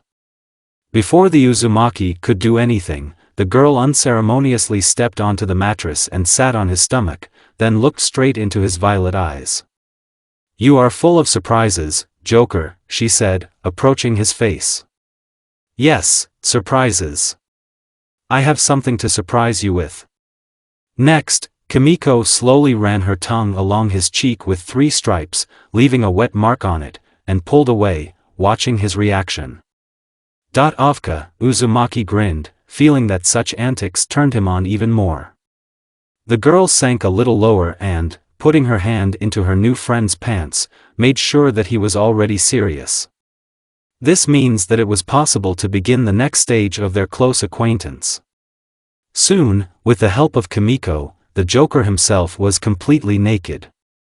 Although this was his first experience of such a relationship, he was extremely relaxed, like before a fight in the arena, when exciting thoughts only pull you into the abyss of horror, from where there is no turning back.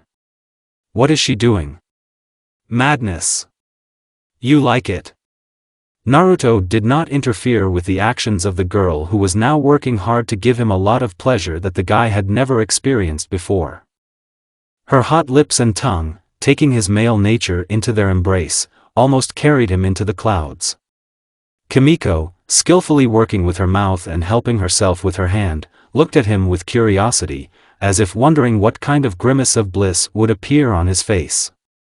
At that moment, when Uzumaki was close to the end, she stopped and pulled away, as if teasing him. The Joker quickly came to his senses. He didn't like it. He's not used to being made a fool.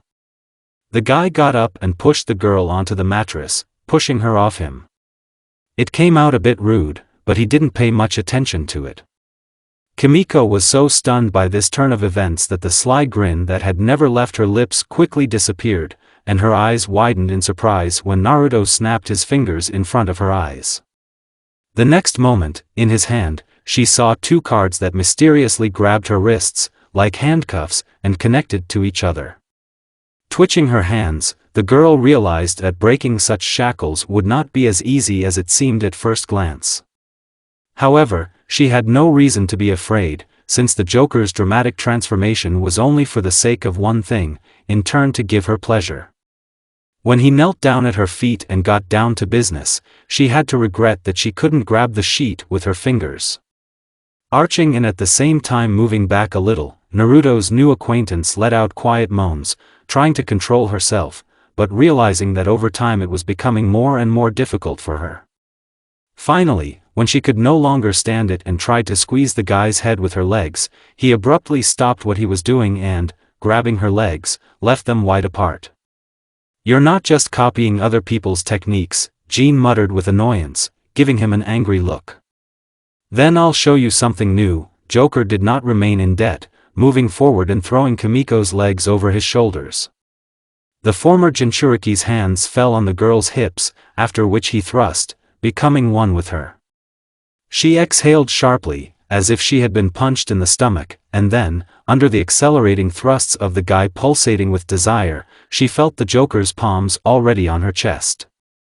The feeling that she was now being roughly used struck a blade of resentment through the warrior's heart.